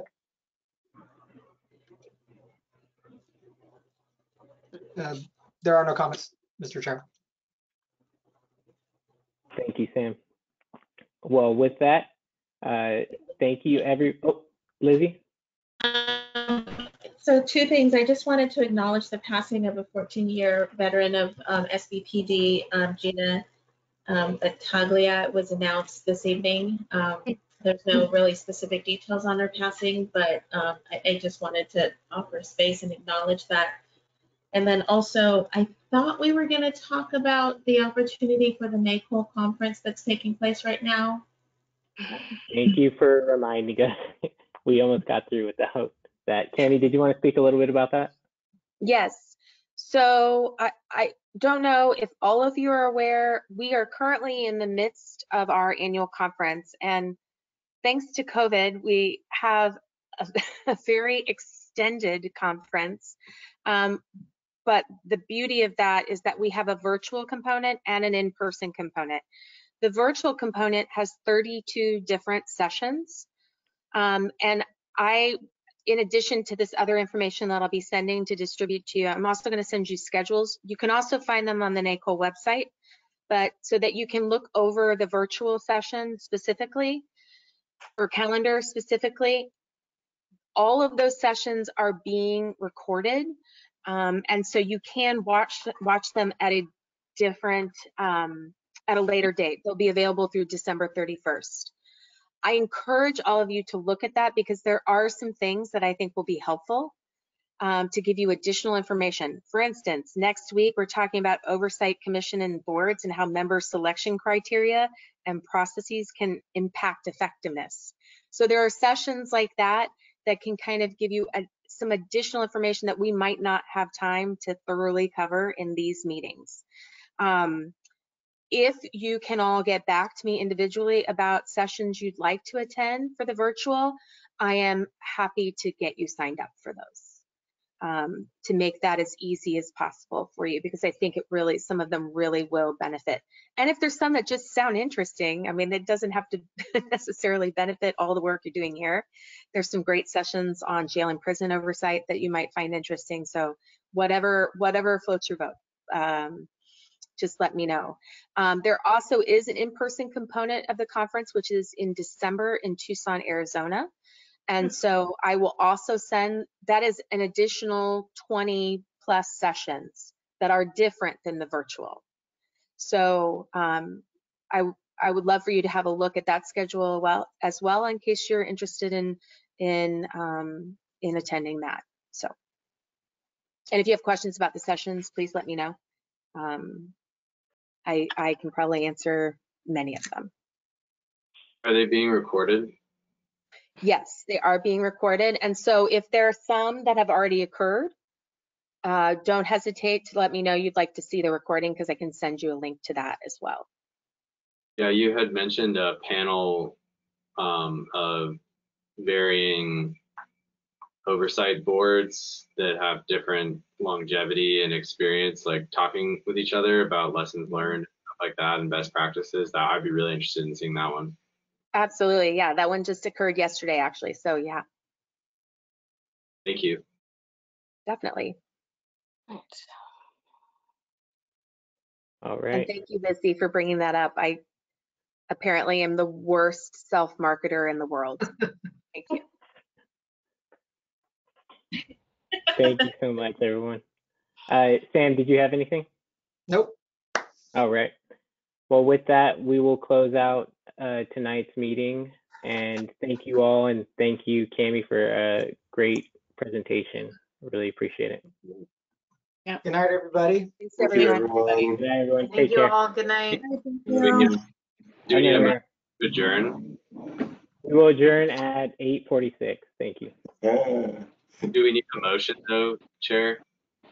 I don't think so. Sam or John, do we need a motion to adjourn? I think we've lost our quorum anyway, so Yeah. we'll adjourn at this time, Mr. Chair. All right. Thank you. Bye.